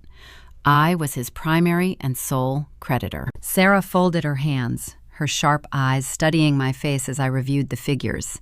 He personally guaranteed every single one of these loans, she noted, her tone laced with professional awe. To secure the capital for his mother's country club dues and his own tailored suits, he bypassed corporate protections and signed his own name. He tied the debt directly to the Mercer Island property. I traced the line where Caleb had arrogantly scribbled his signature, binding himself to millions of dollars in predatory liabilities. He thinks he is fighting a ruthless court battle to win our home, I said, the irony tasting sharp and satisfying on my tongue. Richard Hayes is going to walk into family court and demand Caleb receive the house free and clear of my interference. Sarah offered a slow, calculating smile. And you are going to let him have it. You will sign the house over without a fight, because the moment the judge awards him the property, he inherits the encumbrances. He thinks he is seizing a luxury asset. He does not realize he is demanding sole ownership of a sinking ship. I tapped the assignment of debt, and when he takes ownership, I hold the paper. He owes the balance to Rose Holdings. He has already defaulted. The grace period expired weeks ago. The strategy was flawless. If Caleb failed to pay the millions he owed upon demand, I held the legal right to initiate immediate foreclosure proceedings. I could seize the house, liquidate his remaining assets, and force him into a devastating, very public, personal bankruptcy. He was throwing a lavish charity gala to celebrate his ascension into the regional elite, while the woman he invited to mock owned the very ground beneath his feet. Sarah gathered the certified LLC registries, the tax returns, the pristine bank ledgers, and the brand-new debt assignment documents. She placed them carefully into a sleek, heavy black leather portfolio. She zipped the portfolio shut, the metallic sound snapping through the quiet room with finality. I have seen spouses do terrible things to one another in my career, Sarah said, leaning back in her chair and crossing her arms. I have seen hidden bank accounts, burned property, and vicious custody battles. But I have never seen a trap constructed with this level of invisible precision. She looked at the heavy black portfolio resting on the glass table. Caleb and Helen have spent the last 2 years unknowingly constructing an exquisite glass house, Sarah observed softly. They built it out of vanity fraud and profound arrogance. And you are about to walk into their grand gala, holding the heaviest rock in the state of Washington. I reached out and pulled the leather portfolio toward my chest. The weight of it was substantial, a physical manifestation of my life's work and my grandmother's enduring wisdom. It felt like justice. We are done here, I told Sarah, standing up and smoothing the front of my jacket. The paperwork is perfect. I walked out of the law firm and took the elevator down to the subterranean garage. The drive back to Mercer Island passed in a blur of rain-slicked streets and glowing traffic lights. I felt a deep, resonant calm settling over my nervous system. The anxiety that had plagued the early days of my marriage, the constant fear of never being enough for his high society standards, was entirely gone. Tomorrow, the Pacific Northwest Business Roundtable Gala would begin. Tomorrow, Helen would wear her pearls, and Caleb would stand under the crystal chandeliers, shaking hands with billionaires and politicians.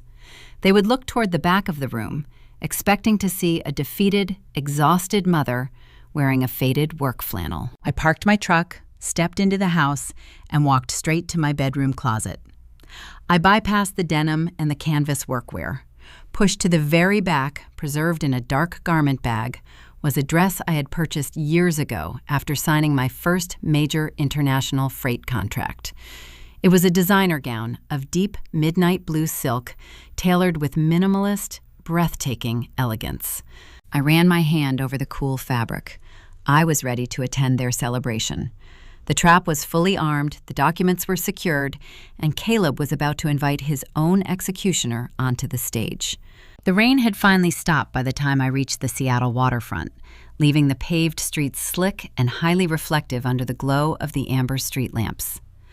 The luxury hotel loomed ahead, a fortress of illuminated glass and steel, extending proudly over the dark, restless waters of Elliott Bay. Valets in crisp uniforms rushed to open the doors of arriving luxury sedans, guiding the regional elite toward the grand entrance. I bypassed the valet lane entirely. I pulled my dented pickup truck into the adjacent public parking garage, finding a spot on the top concrete tier. I wanted the short walk through the crisp night air to clear my mind before stepping onto their stage. I stepped out of the vehicle and let the cold wind wash over me.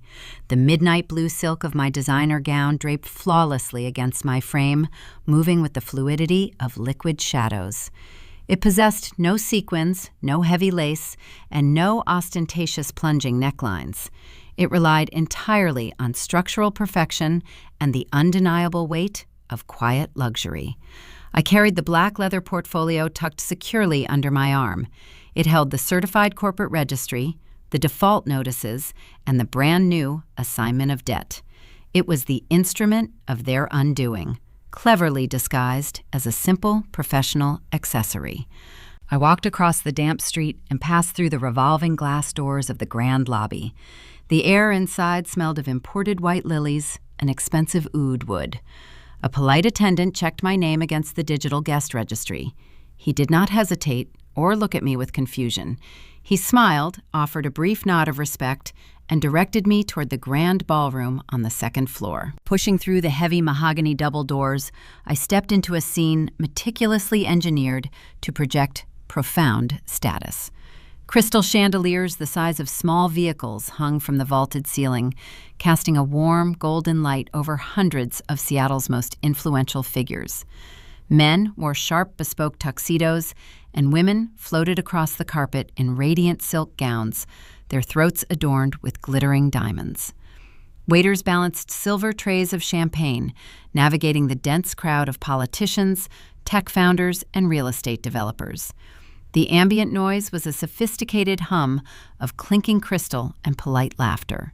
I stood near the entrance, allowing my eyes to adjust to the overwhelming opulence. It did not take long to find them. Caleb and Helen were positioned near the center of the room, holding court like royalty. Helen wore a sweeping emerald dress, her signature pearl necklace resting against her collarbone.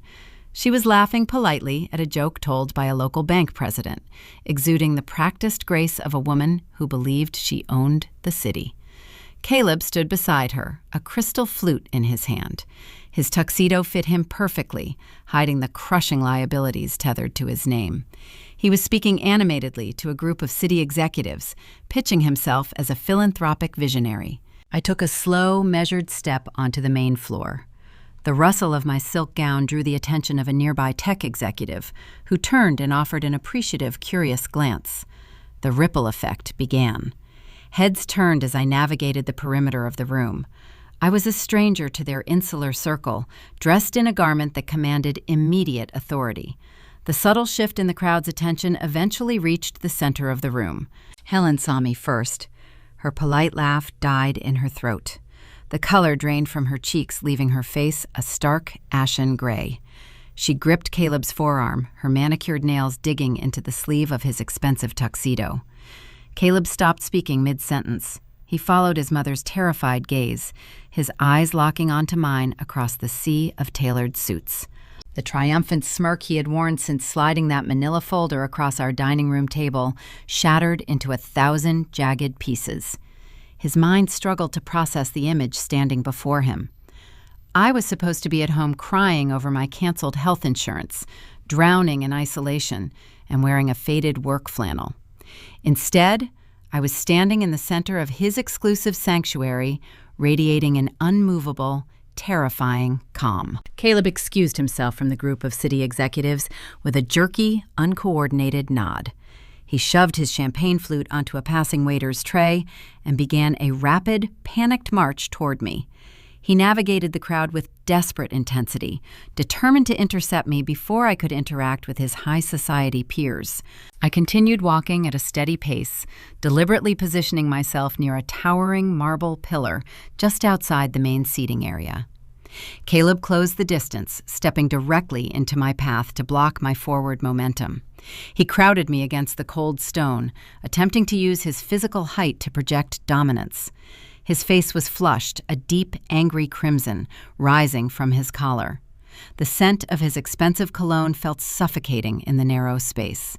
"What do you think you are doing here, Dana?" he hissed, keeping his voice dangerously low to avoid drawing the attention of passing guests. His eyes darted frantically around the room, checking to see if anyone was observing the confrontation. I did not shrink back. I held the leather portfolio firmly against my side and met his furious gaze with a serene, unblinking stare. "You are trespassing at a private charity function." Caleb spat his breath ragged with sudden anxiety. "This is not a loading dock. This is a closed event for the business roundtable. Did you really think you could rent a dress, sneak in here, and cause a public scene to embarrass me? I warned you about pushing me." He leaned in closer, his jaw tight. "My mother told you how the real world operates. You do not belong in this room. If you do not turn around and walk out those doors right this second, I will have the event security physically drag you out onto the street. You will be humiliated in front of the entire city. Go crawl back to your dented truck before I ruin whatever is left of your miserable life." Caleb expected a reaction. He wanted me to argue to justify my presence, or to burst into tears and flee. He needed to feel the familiar rush of control. He relied on intimidation to manage the people around him, assuming that a harsh tone and a looming posture would force me into submission. I looked at his flushed, panicked face. I looked at the bespoke tuxedo purchased with toxic debt. I saw a man hollowed out by his own vanity, standing on a trapdoor he had built himself. I felt no fear. I felt no anger. I felt only a profound, chilling pity. He was a ghost haunting a life he could not afford, trying to terrify the one person who held the deed to his graveyard. I did not utter a single defensive word. I did not waste my breath acknowledging his hollow threats. I simply shifted my weight, raised my chin, and gently brushed past his shoulder. The smooth silk of my gown whispered against the rough wool of his tuxedo jacket as I bypassed his blockade. Caleb stumbled forward a half step, thrown off balance by the total absence of resistance. He spun around, opening his mouth to issue another desperate threat, but the words died on his tongue. He watched in paralyzed horror as I continued my path toward the front of the grand ballroom. I navigated the rows of circular dining tables reserved for the regional elite. I walked past the glowing centerpieces and the folded linen napkins, heading directly for the VIP section near the main stage. I found an empty chair in the very front row, possessing an unobstructed view of the speaker's podium. I took my seat, placing the heavy leather portfolio squarely on the table in front of me. I folded my hands over the dark leather, waiting for the host to initiate the evening's program, setting the stage for a reckoning Caleb could no longer escape. The transition from dinner to the evening program signaled a shift in the ballroom's energy. Waiters in crisp white jackets quietly cleared the dessert plates, leaving behind the rich scent of dark roasted espresso and spun sugar. The low hum of networking faded as the stage lights brightened, casting a warm golden glow over the central podium. The master of ceremonies, a prominent Seattle real estate developer with silver hair and a booming voice, stepped up to the microphone to initiate the formal presentations. He launched into a lengthy, sycophantic introduction reading from a teleprompter that projected glowing accolades across the room. He spoke of the Foster family with a reverence usually reserved for royalty. He praised Helen for her decades of tireless philanthropic work, painting her as the bedrock of Bellevue society. He described how her civic dedication had shaped the cultural landscape of the Pacific Northwest. Then he shifted his focus to Caleb. He introduced my husband as a visionary corporate leader, a man who possessed a rare combination of sharp business acumen and deep community devotion. I sat in the front row, tracing the smooth leather of the portfolio resting on my lap, letting the hollow praise wash over me. This was the currency the Fosters traded in. They did not produce tangible goods. They did not manage complex supply chains or haul freight through winter storms to keep the regional economy moving. They curated perceptions. Caleb believed that if enough powerful people clapped for him, the toxic liabilities hiding in his mother's estate would magically disappear. He relied on the applause to sustain his fragile reality. The crowd erupted into polite, rhythmic clapping as Caleb approached the podium. He buttoned his tailored tuxedo jacket with a practiced, smooth motion. The applause echoed off the high, vaulted ceilings of the waterfront venue, swelling around him like a protective shield. He grasped the edges of the wooden lectern, projecting an aura of weary nobility. For the first few minutes, he delivered his scripted remarks flawlessly. He thanked the regional elite for their continued support of the downtown revitalization project. He spoke of economic growth and shared prosperity, reading the empty corporate buzzwords with effortless charm. But vanity is a dangerous, intoxicating narcotic. Caleb was surrounded by his wealthy peers, bathing in their undivided attention. He could not resist the urge to cement his dominance and prove his superiority. He strayed from the teleprompter. "Before I conclude this evening," Caleb said, his voice lowering into a practiced, somber tone designed to elicit sympathy, "I want to share a brief personal update with this community. Many of you know I have always valued family and stability above all else. Recently, I have been forced to make a very difficult decision to protect my home and secure my future." A hush fell over the room. The clinking of coffee cups ceased. Caleb looked out over the sea of faces, adopting the expression of a reluctant martyr. "I am currently finalizing a divorce from a difficult, unsupportive spouse," he announced, the lie rolling off his tongue with chilling ease. "It has been an exhausting ordeal, dealing with someone who simply does not share our values or understand the strict demands of this lifestyle." The room murmured in polite approval.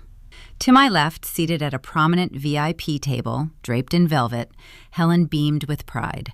She dabbed a dry eye with a linen napkin, accepting the sympathetic nods of the bank presidents and city council members seated beside her. She was reveling in the performance, thrilled to see my character assassinated on such a prestigious stage. Caleb leaned closer to the microphone, his chest puffed with unearned hubris. He wanted to ensure the crowd knew he was walking away victorious. However, I am pleased to announce that I have successfully navigated the legal hurdles. I have claimed full control of my marital assets, including my primary residence on Mercer Island. Furthermore, I have secured the rights to a regional commercial shipping network, which I intend to integrate into my new corporate portfolio next quarter. Through decisive action, I have protected my legacy and emerged stronger. The regional elites offered a gentle, appreciative round of applause, validating his fabricated triumph. Caleb stood tall behind the podium, soaking in the validation. He scanned the dim edges of the ballroom, his eyes searching the shadowy tables near the back doors. He was hunting for my face. He expected to find me weeping, humiliated by his public dismissal. Scurrying out of the venue in defeat, he wanted to witness the crushing impact of his words, eager to watch me break under the weight of his high society influence. He did not find me in the shadows. He found me sitting in the illuminated front row less than 20 feet away from the stage. I was not crying, I was not shrinking into my chair. I held his gaze with a serene, unblinking stare. The applause dwindled into a confused, scattered smattering of clapping as the audience noticed the sudden, sharp shift in Caleb's demeanor. The confident patriarch faltered in real time. The color drained from his face, leaving a pale, sickly sheen on his forehead. His knuckles turned white as he gripped the edges of the lectern. He realized I had heard every single word of his perjury. I stood up. The rustle of my midnight blue silk gown was the only distinct sound in the immediate vicinity. I did not rush. I picked up the heavy black leather portfolio from the linen tablecloth. I turned toward the side of the room and began walking toward the stage. The master of ceremonies stepped forward from the wings, raising a hand, unsure if this was a planned part of the presentation. The quiet, unyielding authority in my posture kept him frozen in place. I reached the carpeted side steps. My heels clicked rhythmically against the wooden floorboards of the stage. Every single eye in the ballroom followed my path. 300 regional titans, tech founders, and real estate developers watched in total silence as the unknown woman in the designer gown ascended their platform. Caleb remained trapped behind the wooden podium. He could not run without destroying his carefully curated public image, but he lacked the actual power to stop my approach. He looked like a cornered animal, his eyes darting toward the exits, searching for a security guard to intervene. No one moved. The sheer gravity of the moment held the entire room hostage. I stopped right next to him. I could smell the sharp tang of nervous sweat cutting through the expensive cedar notes of his cologne. His mouth opened, but his vocal cords failed to produce a single syllable. I did not look at him. I did not offer him a defensive justification or a whispered threat. I reached out and gently tapped the microphone aside. The metal stand squeaked softly as I pivoted it away from his mouth and pulled it toward my own space. I set the heavy leather portfolio down on the edge of the lectern. The dull, heavy thud echoed through the silent speaker system, a sound that signaled the end of his reign. The blinding stage lights reflected off the brass zipper. I unclasped the binding and flipped the cover open, exposing the certified documents, the bank seals, and the assignment of debt.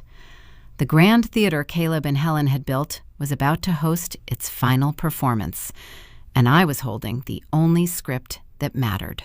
I leaned over the wooden lectern and adjusted the slender neck of the microphone. A sharp feedback whine pierced the air, slicing through the tension and silencing any remaining murmurs in the back rows of the grand ballroom. The stage spotlight felt warm against my skin, illuminating the open leather portfolio resting on the podium. Caleb stood frozen mere inches away. His breath hitched in his throat, his eyes locked onto the certified seals shining under the bright lights. "Good evening," I said, my voice projecting crisp and clear through the towering speakers. "My name is Dana Williams." The man standing beside me just shared a moving narrative about protecting his legacy and securing his wealth. He claimed ownership of a regional shipping network. I am here to provide the audited accounting of those claims. I picked up the first stack of heavy paper. Pacific Evergreen Logistics was founded 12 years ago. The Limited Liability Formation Registry, stamped and certified by the state of Washington, is right here in my hand. The capital used to purchase the first delivery van came from my late grandmother. For over a decade, the corporate revenues have remained strictly isolated from any joint household accounts. I looked directly at the front row, locking eyes with the tech founders and bank presidents who had just applauded his perjury. Under state law, my company is separate premarital property. The shipping network he just promised to integrate into his new corporate portfolio is immune to his divorce filings. He holds zero equity. He owns nothing of my labor. Caleb opened his mouth, trying to formulate a defense, but only a dry, pathetic croak escaped his lips. He reached a shaking hand toward the lectern, attempting to cover the documents. I simply shifted my weight, blocking his reach with my shoulder, and turned to the next section of the portfolio. "Since we are discussing secured futures," I continued, keeping my tone unwavering and smooth, Let us examine the actual assets Mr. Foster brings to this esteemed community. I withdrew the blue folder holding his default notices. To fund his recent commercial real estate venture in Tacoma, he bypassed corporate protections. He signed personal guarantees on high-interest bridge loans. Those properties are currently bankrupt, buried under unpaid contractor invoices and neglected municipal taxes. A low wave of whispers rippled through the banquet hall. Investors and city executives leaned forward in their chairs. Their expressions shifted rapidly from polite curiosity to guarded alarm. They recognized the terminology. They understood the severe financial gravity of a personal guarantee default. The polished illusion of the successful executive began to crack right in front of their eyes. I did not stop. I pulled out the arrears reports for the Bellevue estate, holding the papers high enough for the VIP section to see the red banking headers. "The philanthropy you celebrated tonight is equally hollow," I announced, letting the words echo across the vast room. "The family estate hosting your charity planning committees has not seen a mortgage payment in 9 months. The catered luncheons and designer wardrobes are financed through dwindling credit lines and predatory secondary lending. The Foster fortune expired years ago. It is a facade built on borrowed time." Down at the velvet-draped VIP table, the carefully curated illusion shattered. Helen dropped her crystal wine glass. It struck the edge of a porcelain saucer, shattering into sharp fragments and spilling dark red Pinot Noir across the pristine white linen tablecloth like a sudden wound. She let out a sharp, breathless shriek, her manicured hands flying to cover her face. The wealthy politicians and prominent socialites seated beside her reacted instantly. They did not reach out to offer comfort or support. They physically recoiled. Chairs scraped loudly against the floor as longtime acquaintances pulled away from her, treating her financial ruin like a contagious disease. Helen looked around with wide, terrified eyes, realizing her lifelong grip on high society had just evaporated into thin air. The elite circle she worshipped was discarding her in real time. On stage, Caleb lost whatever remained of his composure. The tailored tuxedo suddenly looked ill-fitting on a man shrinking under the weight of his own exposure. He grabbed the edge of the lectern, his knuckles turning bone white. "She is lying," Caleb stammered, his voice cracking as he leaned awkwardly toward the microphone. "These documents are fabricated. Do not listen to her. Security, remove her from the stage right now." No security guards moved. The event staff stood anchored to the walls, mesmerized by the unfolding spectacle. The attendees remained seated, held captive by the unprecedented nature of the revelation. I held up the certified banking ledgers, ensuring the gold state notary seals caught the spotlight. "These are audited financial records drawn directly from your private lenders. Just 3 days ago," I stated, shutting down his pathetic denial with cold, hard facts. "You filed a motion in family court demanding equitable distribution of our marital home on Mercer Island. You fought tooth and nail to seize the property, believing you were capturing a luxury asset to salvage your reputation." I reached into the back of the portfolio and pulled out the final, crisp, white document, the assignment of debt from Rose Holdings. The paper felt heavy in my hand, loaded with the weight of my grandmother's legacy and my own relentless endurance. "You secured a staggering second mortgage on that property," I read, ensuring every syllable cut clearly across the silent room. "You defaulted on those payments weeks ago. The private lending firm categorized your promissory note as toxic liability. They offered it up for sale to secondary debt buyers to clear their books." I turned my head slowly, locking eyes with Caleb. The arrogance that had fueled his entire existence was gone. The smug, victorious grin from the dining room table was replaced by a vacant, hollow dread. He stared at the assignment of debt, his chest heaving with shallow, frantic breaths. "You wanted the house," Caleb, I said evenly into the microphone, my voice slicing through his panic like a scalpel. "You wanted full ownership of the marital estate and all its encumbrances. As of 4 o'clock this afternoon, my blind trust purchased your defaulted mortgage notes directly from the primary lender. I held the assignment of debt up for the entire ballroom to witness. I am your sole creditor," I declared, lowering the document back to the podium. You do not just own an underwater house. You owe me $3 million payable immediately. For one agonizing second, the ballroom remained trapped in a stunned, breathless vacuum. Then the room erupted into absolute chaos. The silence shattered into a deafening roar of overlapping voices. Hundreds of guests began speaking at once. City executives pulled out their phones, rapidly typing messages to sever any professional ties with Caleb's firm. Real estate developers muttered in shock, analyzing the staggering scale of the fraud they had just applauded. Down at the VIP table, Helen buried her face in her hands, sobbing uncontrollably, as the surrounding elites continued to distance themselves from her ruined table. Caleb staggered backward, his legs giving out beneath him. He crashed into a decorative floral arrangement behind the podium, sending white orchids and glass vases tumbling onto the stage floor. He looked out at the sea of disgusted faces, realizing that the regional elite he had sacrificed his marriage to impress were now looking at him with unvarnished contempt. The grand stage he had built to humiliate me had transformed into the site of his own public execution. I stood at the podium, gathering my documents in smooth, practiced motions, letting the deafening noise of his destruction wash over me.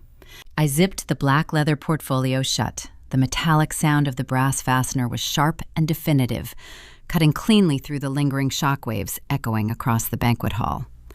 I did not stay to watch Caleb attempt to gather the shattered remnants of his dignity from the stage floor, nor did I wait for the event's security to intervene. I simply stepped down the carpeted stairs and walked back up the center aisle. The same crowd of politicians, tech founders, and real estate moguls who had stared at me with guarded suspicion just 10 minutes prior now parted like the tide. They stepped aside, clearing a wide, unobstructed path toward the exit. Their eyes were lowered in a shifting mix of newfound respect and stark self-preservation. No one in that room wanted to stand too close to the blast radius of the Foster family collapse. I pushed through the heavy mahogany double doors and crossed the grand lobby. The valet attendants were frantic, rushing to retrieve luxury sedans for guests who were suddenly eager to leave the tainted event. I bypassed the bustling driveway and walked across the damp street to the adjacent public parking garage. The crisp night air blowing off Elliott Bay felt sharp and clean in my lungs, carrying the faint scent of salt and cedar. I reached into the pocket of my coat and closed my fingers around the cold, textured edges of my grandmother Rose's rusted brass key. The metal grounded me. It was a tangible reminder of the calloused hands, the early mornings, and the quiet endurance that had paved the road to this exact moment. The devastation of Caleb's curated reality did not unfold slowly. It dissolved overnight with the ruthless efficiency of a corporate liquidation. By the time the sun rose over the Cascade Mountains the following morning, the senior partners at his downtown logistics firm had already convened an emergency board meeting. The regional elite is an insular, protective ecosystem, and word of his profound financial deception had spread through their group chats before the gala caterers even cleared the tables. The partners formally stripped Caleb of his executive title by 9 o'clock. They locked him out of the company's servers, canceled his access badges, and launched a sweeping internal audit to ensure his fraudulent loan applications had not infected their client portfolios. He was escorted out of his office building by unsmiling security guards carrying his personal belongings in a small cardboard box. He was branded with a professional stigma that would guarantee he never worked in the Pacific Northwest corporate sector again. Furthermore, the $3 million debt held by my blind trust triggered immediate foreclosure proceedings on the Mercer Island property, backing him into a crushing, very public, personal bankruptcy. Helen experienced a different, albeit equally devastating brand of ruin. Her entire existence was tethered to the superficial validation of her Bellevue peers. In the days following the waterfront disaster, she woke up to a deafening silence. The phone that used to ring constantly with invitations to charity luncheons and planning committees went entirely dead.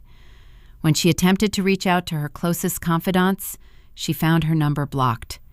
In her high society circles, sudden poverty was the only unforgivable sin. The country club discreetly revoked her membership, citing unpaid dues that could no longer be hidden by predatory bridge loans.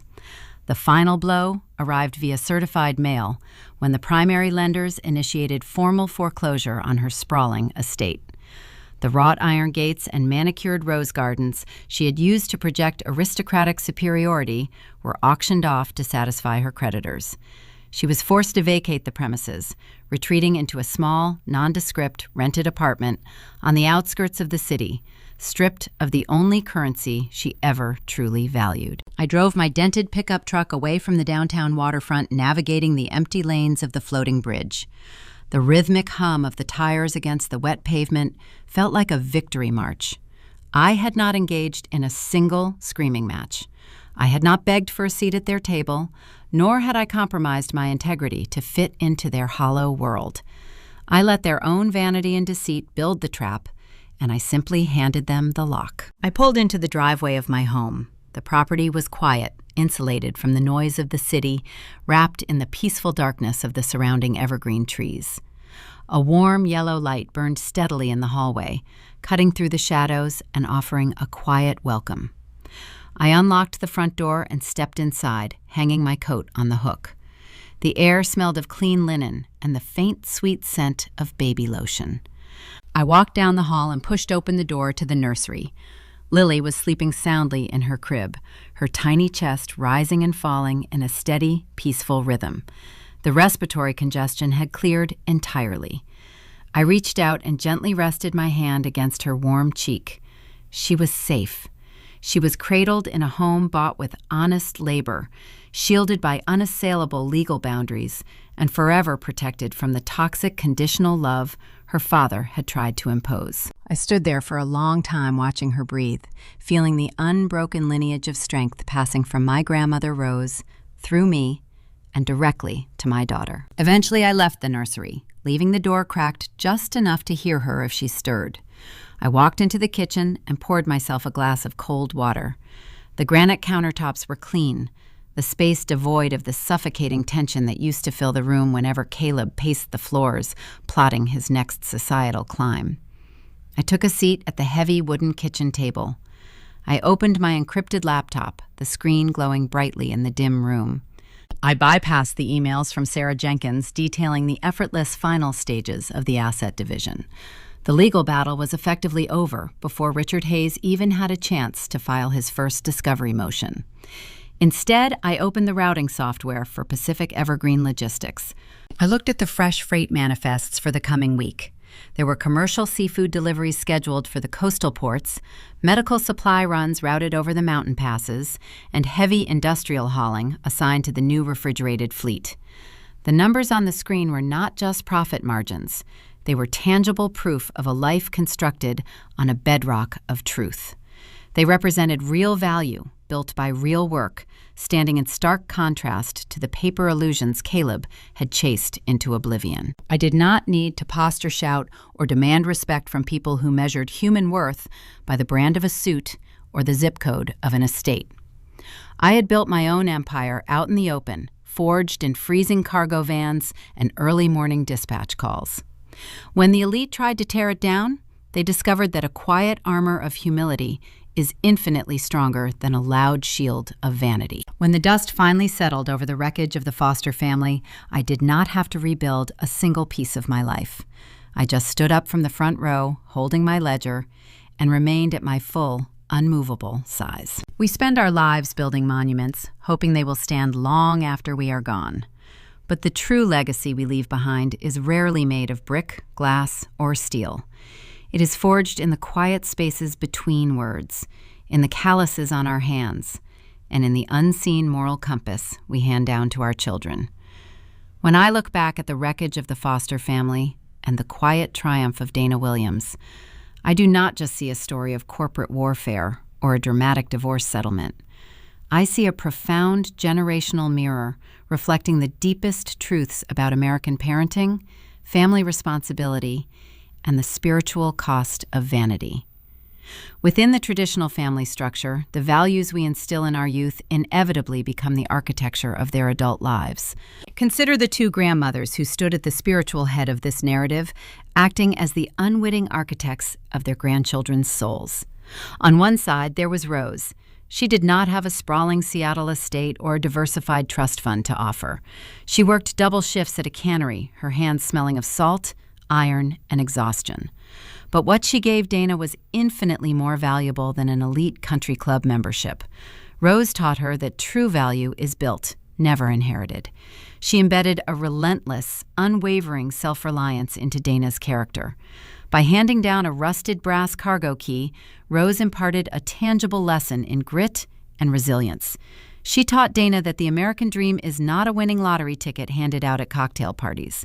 It is a grueling climb through blinding snowstorms and 4 a.m. shifts loading heavy freight.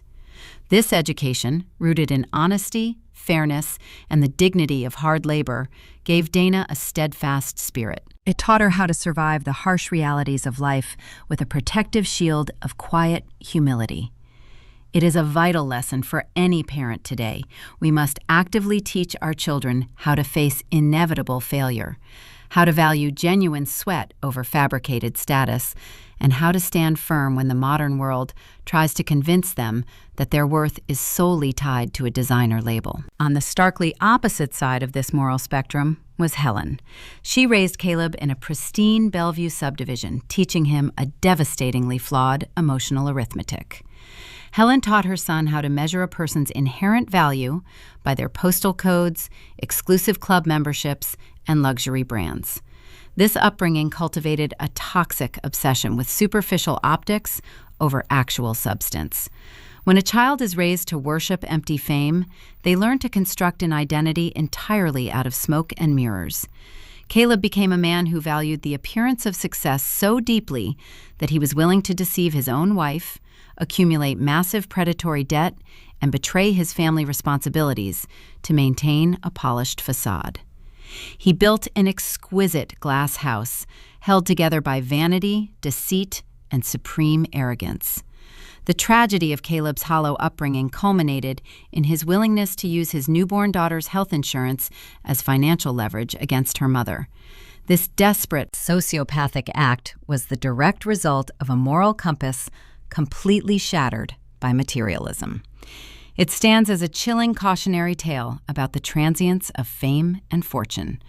When parents prioritize illusory titles over emotional awareness, empathy, and moral integrity, they unknowingly equip their children with a rope that will eventually strangle their potential. Through a broader, almost spiritual lens, this narrative exposes the tragic ignorance of clinging too tightly to worldly recognition and material possessions.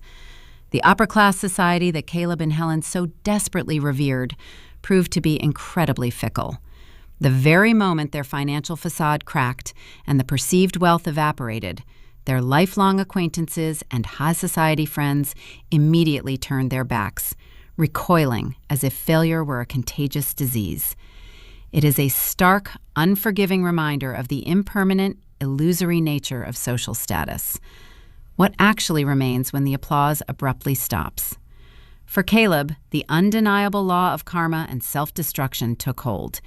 His unethical actions and moral bankruptcy brought about the complete collapse of his career, his reputation, and his right to fatherhood.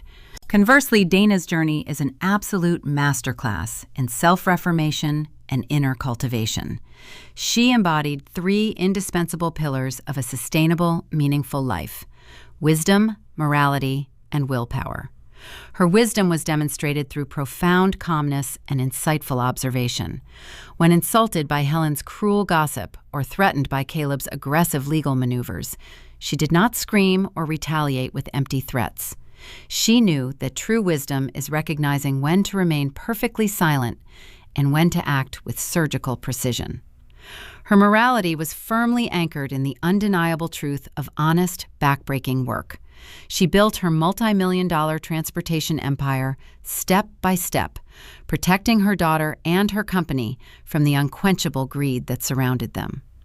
And her willpower, It was the quiet, unbreakable strength required to endure orchestrated social isolation without ever surrendering. When she was deliberately ostracized by her community due to her mother-in-law's malicious rumors, she simply kept her head held high, focusing entirely on her duties as a mother and a leader. She proved that the strength to rise from the harshest circumstances is born from a solid, unshakable inner foundation. True strength never needs to raise its voice to command a room. A good, enduring life is built on a foundation of unvarnished truth, honest labor, and deep inner cultivation. An armor of quiet humility will always withstand the hollow, desperate strikes of a noisy, vanity-driven shield. We invite you to explore more narratives that challenge our perspectives and reveal the hidden strengths within us all. If this reflection resonated with your own experiences, please follow our channel, QT Told Stories, for more tales that explore the profound depths of human resilience, family dynamics, and moral courage. As we watch the evening shadows stretch across the windows of our own homes, cradling the generations that will inevitably come after us, we are forced to sit in the quiet and ask a lingering, uncomfortable question.